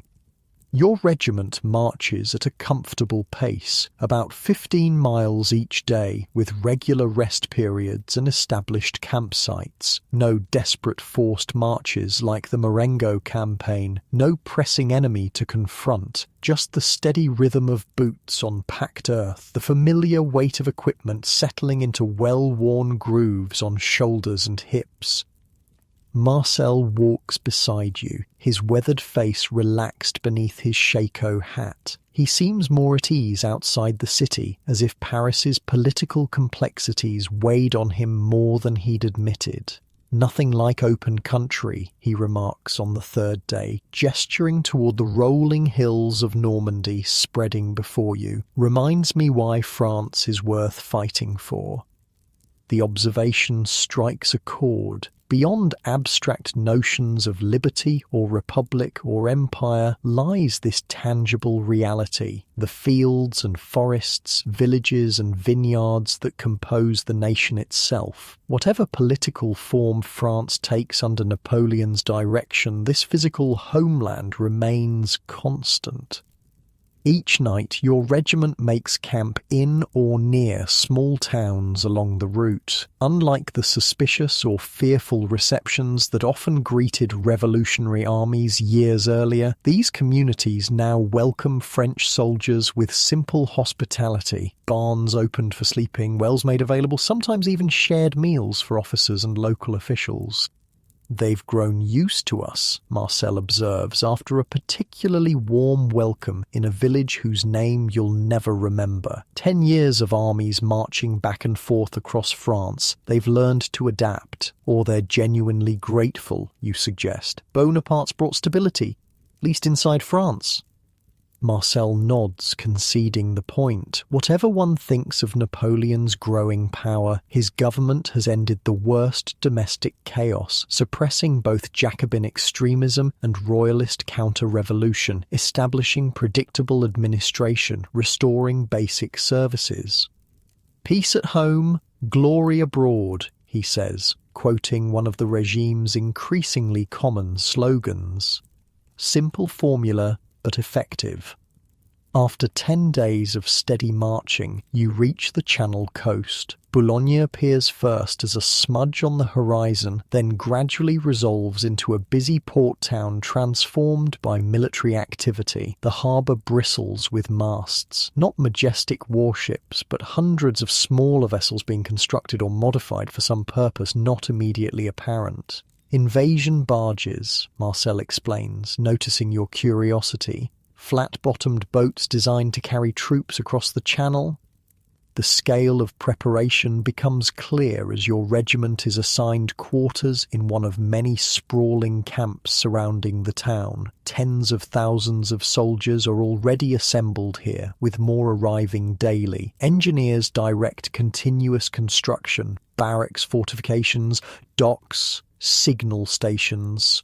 Artillery pieces are positioned along the coast, their barrels aimed toward the narrow strait where, on clear days, the white cliffs of England are faintly visible. Is it really going to happen, you ask Marcel that evening, as you both stare out toward the darkening sea? An invasion? He squints toward the horizon, where the occasional light from an English patrol vessel is just visible. Maybe. Bonaparte's certainly investing resources as if he means it. But crossing those 20 miles of water against the Royal Navy, he shakes his head, would be his greatest gamble yet. The following weeks establish a new routine. Your regiment joins the larger army of the coasts of the ocean, the official name for this growing concentration of force. Daily training now includes unfamiliar elements, embarking and disembarking from flat-bottomed boats, forming columns directly from landing craft, operating in coordination with naval units. If this is just a diplomatic bluff, a sergeant comments during one particularly wet and miserable practice landing, it's the most thorough bluff in military history. Spring advances into early summer. The Channel's notoriously unpredictable weather gradually stabilizes, bringing more days suitable for potential crossing. Activity in the camps intensifies, creating a palpable sense of preparation for something significant.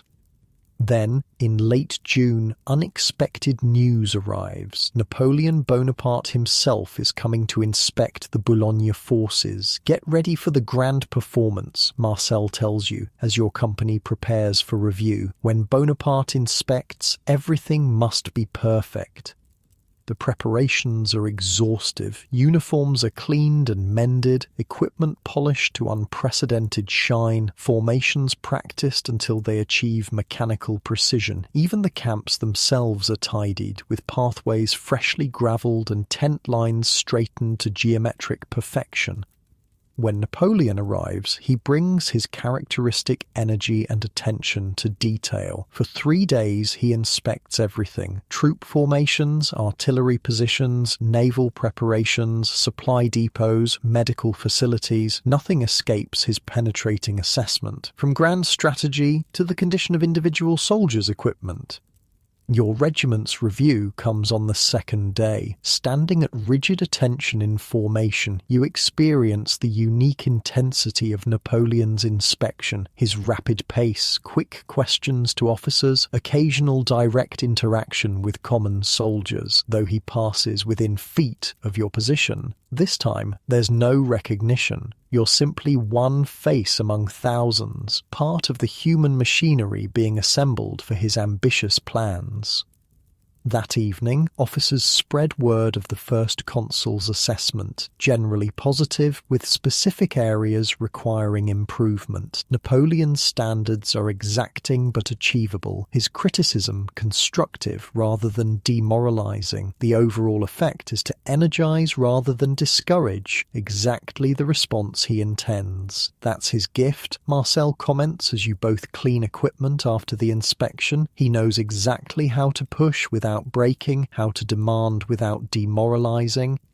The observation captures something essential about Napoleon's leadership style: his intuitive understanding of human psychology, his ability to extract maximum effort through carefully calibrated pressure and praise. As summer progresses, the camps at Boulogne settle into a rhythm of intensive training interrupted by periodic heightened alerts, usually triggered by changes in weather or reports of British naval movements. These moments of anticipation invariably subside without actual embarkation orders, leaving an atmosphere of perpetual readiness without fulfillment. "Beginning to think this is all for show," a cynical corporal remarks after one such false alarm in August. "We'll sit here staring at England until winter makes crossing impossible, then declare victory somehow and go home." Marcel disagrees. Bonaparte doesn't invest this much in pure deception. We're preparing for a real crossing, just waiting for the right moment.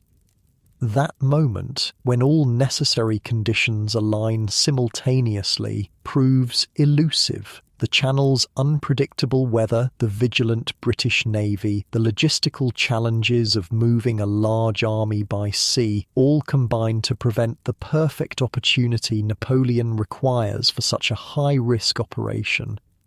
As summer fades toward autumn, the mood in the camps gradually shifts. The initial intensity of preparation gives way to a more measured, long-term perspective. Construction of more permanent facilities, winter barracks, improved roads, entertainment venues, suggests a recognition that the Army of the Coasts will remain at Boulogne well beyond the current campaign season. For you and Marcel, this evolving situation brings an unexpected development. In early September, your regiment receives orders for reassignment, not back to Paris, but to the naval base at Toulon on France's Mediterranean coast. Interesting, Marcel muses, reading the transfer orders posted outside company headquarters. Very interesting. What does it mean, you ask, sensing his analytical mind working through implications.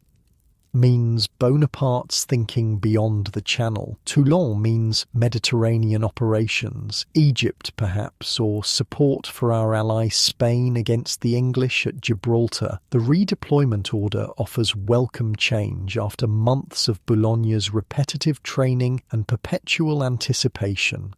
Within days, your regiment is marching southward through the heart of France, exchanging Channel mists for progressively warmer, drier conditions as you move toward Provence.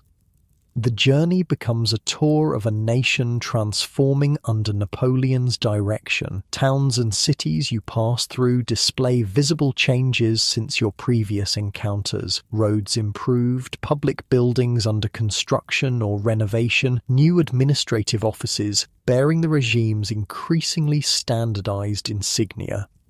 He's remaking France in his image, Marcel observes, as you pass yet another construction site where workers are replacing revolutionary symbols with more classically inspired designs. Bit by bit, the Republic fades. Something new emerges. After 3 weeks of steady marching, you reach Toulon, France's great southern naval base, Mediterranean gateway, and site of the siege where a young artillery officer named Bonaparte first distinguished himself in 1793. The symmetry feels significant. The man who began his rise to prominence here now directs France's destiny from Paris. Your regiment's assignment in Toulon proves less dramatic than Marcel's speculation suggested. Rather than immediate preparation for exotic campaigns, you're tasked with routine security for naval installations, guarding docks, warehouses, and workshops where France's Mediterranean fleet is gradually being rebuilt following years of British naval dominance. The duty is undemanding compared to campaign or even the intensive training at Boulogne, regular hours, decent quarters in converted maritime buildings, and the pleasant climate of southern France in autumn combine to create the most comfortable military service you've experienced. Don't get used to it, Marcel warns as you both enjoy wine at an outdoor cafe on a particularly beautiful October evening. Nothing lasts in Bonaparte's France, especially not comfortable assignments. He's right in principle, but wrong in immediate application. Your regiment remains in Toulon through autumn and into winter, settling into a sustainable routine that allows for something resembling normal life. Friendships formed with locals, favourite establishments identified, even modest personal comforts accumulated in your assigned quarters.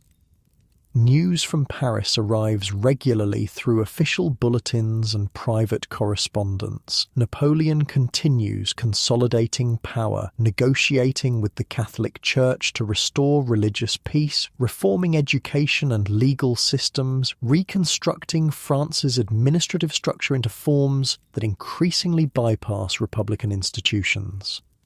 Consul for life is next, predicts an officer who maintains connections in Paris. That's the rumour among government circles. The Senate will offer, Bonaparte will reluctantly accept, the Republic will take another step toward empire. The prediction proves accurate. In the spring of 1802, a series of political manoeuvres culminates in Napoleon being named consul for life, with enhanced powers to designate his successor. Though maintaining republican terminology, the position is effectively monarchical. Lifetime rule with hereditary implications. Around the same time, negotiations with Britain bear unexpected fruit. After months of diplomatic exchanges conducted against the backdrop of military preparations at Boulogne and elsewhere, the two nations reach preliminary agreement on the Treaty of Amiens, a comprehensive peace that, at least temporarily, ends hostilities between France and its most persistent enemy. Peace with England, Marcel marvels when news reaches Toulon. Never thought I'd see it. The treaty brings practical changes to your military service. With Britain neutralised, if only temporarily, France's naval installations become less critical to immediate security. Your regiment's guard duties decrease, replaced by training exercises and public ceremonies celebrating the peace.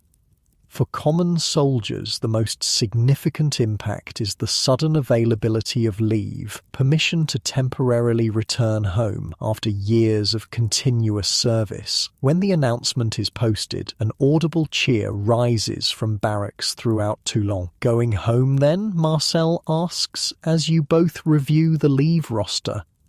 The question gives you pause. After nearly 3 years of continuous service, home seems simultaneously appealing and strange, a place remembered but increasingly distant, populated by people who haven't shared your transformative experiences. Maybe, you answer. Oh, you?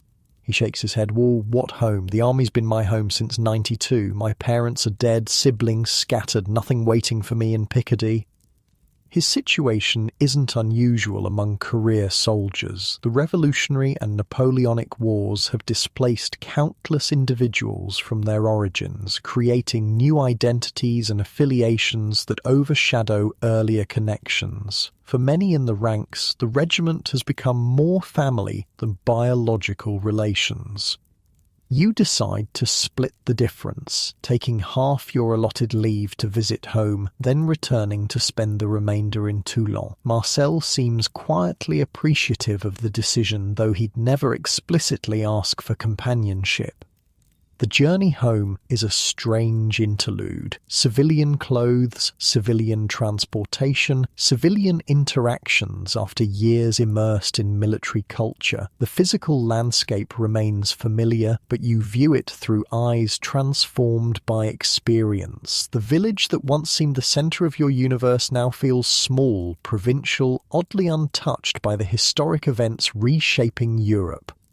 Family welcomes you with tearful embraces and endless questions. You answer selectively, sharing sanitized versions of your service while omitting the more disturbing realities of campaign and battle. What could you possibly say about Marengo that wouldn't either trivialize its horror or traumatize these civilian listeners?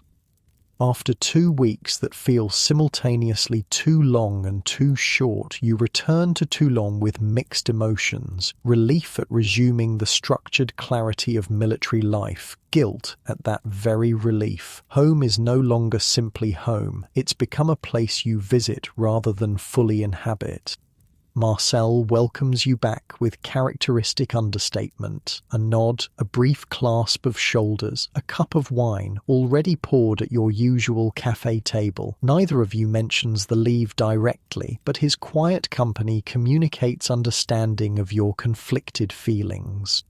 Spring advances into summer, bringing baking Mediterranean heat to Toulon. Your duties remain light by campaign standards. Garrison routines, occasional naval support operations, public ceremonies maintaining the army's visible presence in this strategic port. News continues flowing from Paris, where Napoleon's regime increasingly resembles traditional monarchy despite maintaining republican terminology. New aristocratic titles are created, elaborate court protocols established, government positions distributed to Bonaparte's relatives and supporters. Calling himself first consul while acting like a king, comments a lieutenant during an off-duty gathering. How long before he takes the final step? The answer comes in May 1804, when Napoleon Bonaparte officially transforms the French Republic into the French Empire, with himself as Emperor of the French. The coronation ceremony in December, where he famously takes the crown from Pope Pius VII's hands to place it on his own head, merely formalizes a reality that has been developing since his post-Marengo political consolidation. By this time, your regiment has been transferred again, first to Italy, then to the expanding camp complex at Boulogne, where the peace with Britain has collapsed and invasion preparations have resumed with renewed intensity. The military machine that Bonaparte has built continues operating with methodical efficiency, moving units like chess pieces across the European board according to his strategic vision. And what of Marengo itself, that pivotal battle that snatched victory from defeat and cemented Napoleon's political position? As years pass, its historical significance becomes increasingly clear while its messy reality fades from public memory. The battle enters legend, immortalized in paintings, histories, and popular accounts that gradually smooth its rough edges. The near defeat becomes a masterful plan. The desperate afternoon counterattack transforms into brilliant tactical foresight. The contingent factors that might have produced disaster are minimized or forgotten entirely. Funny how it changes in the telling, Marcel observes, when you both encounter a particularly romanticized account published in 1805. Reading this, you'd think Bonaparte planned the whole thing exactly as it happened. Retreat, counterattack, victory. Didn't feel planned from where we were standing, you reply, remembering the genuine terror of that chaotic retreat. The certainty of defeat before Desai's arrival changed everything. Marcel nods. Never does. But history needs heroes and clean narratives. Messiness doesn't fit the monuments. The observation captures something essential about Napoleon's relationship with history, his acute awareness of legacy, his active participation in shaping how events would be remembered. Even as Marengo was happening, he was already considering how it would be recorded and interpreted. Years continue passing, carrying both of you through Napoleon's expanding empire. You serve in campaigns from Spain to Austria, witnessing the apex of Bonaparte's power and the beginning of its decline. Marcel, aging but still remarkably resilient, remains your constant companion through victory and hardship alike. Occasionally, during rare, peaceful interludes, you both reminisce about Marengo, not the mythologized version celebrated in imperial propaganda, but the authentic experience you shared, the desperate hours of retreat, the miraculous reversal, the narrow margin between destruction and glory that shaped Napoleon's trajectory and, by extension, your own lives. Sometimes I think about how close it was, you confess, during one such conversation, somewhere in the German forests during the 1809 campaign. If Desai had arrived an hour later, or Kellerman hadn't charged at exactly the right moment, everything would be different, Marcel finishes. Bonaparte might have fallen from power, Austria might still control northern Italy, England might have built another coalition immediately rather than signing peace at Amiens. And us? He shrugs. Dead, maybe, or serving some different master, or back home ploughing fields as if we'd never marched to Italy. The conversation highlights history's contingency, how pivotal moments balance on knife edges, how seemingly minor factors can redirect the course of nations and individual lives alike. Marengo might easily have been Bonaparte's last battle rather than his regime-defining victory, relegating him to a footnote rather than a central figure in European history. More years pass. Napoleon's empire reaches its zenith, then begins its gradual decline. The disastrous 1812 Russian campaign, the War of Liberation in Germany, the desperate defense of France itself as Allied armies close in from all directions. Through it all, you and Marcel somehow survive. older, wearier, increasingly conscious of having witnessed something extraordinary, something historians will study for centuries. When the end finally comes, Napoleon's first abdication in 1814, his brief return during the 100 Days, the final defeat at Waterloo in 1815, it carries a sense of tragic inevitability, the extraordinary energy that propelled Bonaparte from obscurity to mastery of Europe has finally exhausted itself against the combined resources of his enemies. In the aftermath, as the Bourbon monarchy returns and France contracts to its pre-revolutionary borders, veterans of the Napoleonic Wars find themselves in an uncomfortable position, living symbols of a regime now officially condemned, their sacrifices and victories suddenly recast as misguided participation in an illegitimate enterprise. Some, like Marshal Ney, pay with their lives for loyalty to Napoleon. Others make pragmatic accommodations with the restored monarchy. Most common soldiers simply return to civilian life, carrying their memories and experiences into a France eager to forget revolutionary and imperial excesses.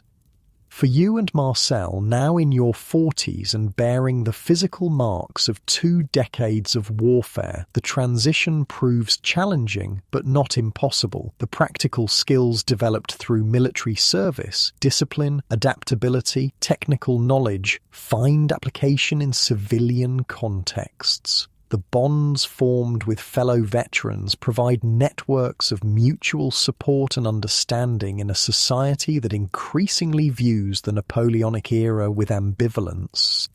We lived through something that'll never happen again, Marcel reflects as you both observe the removal of imperial eagles from a public building in 1816, a revolution that became an empire, a continent at war for 20 years, one man's vision reshaping nations.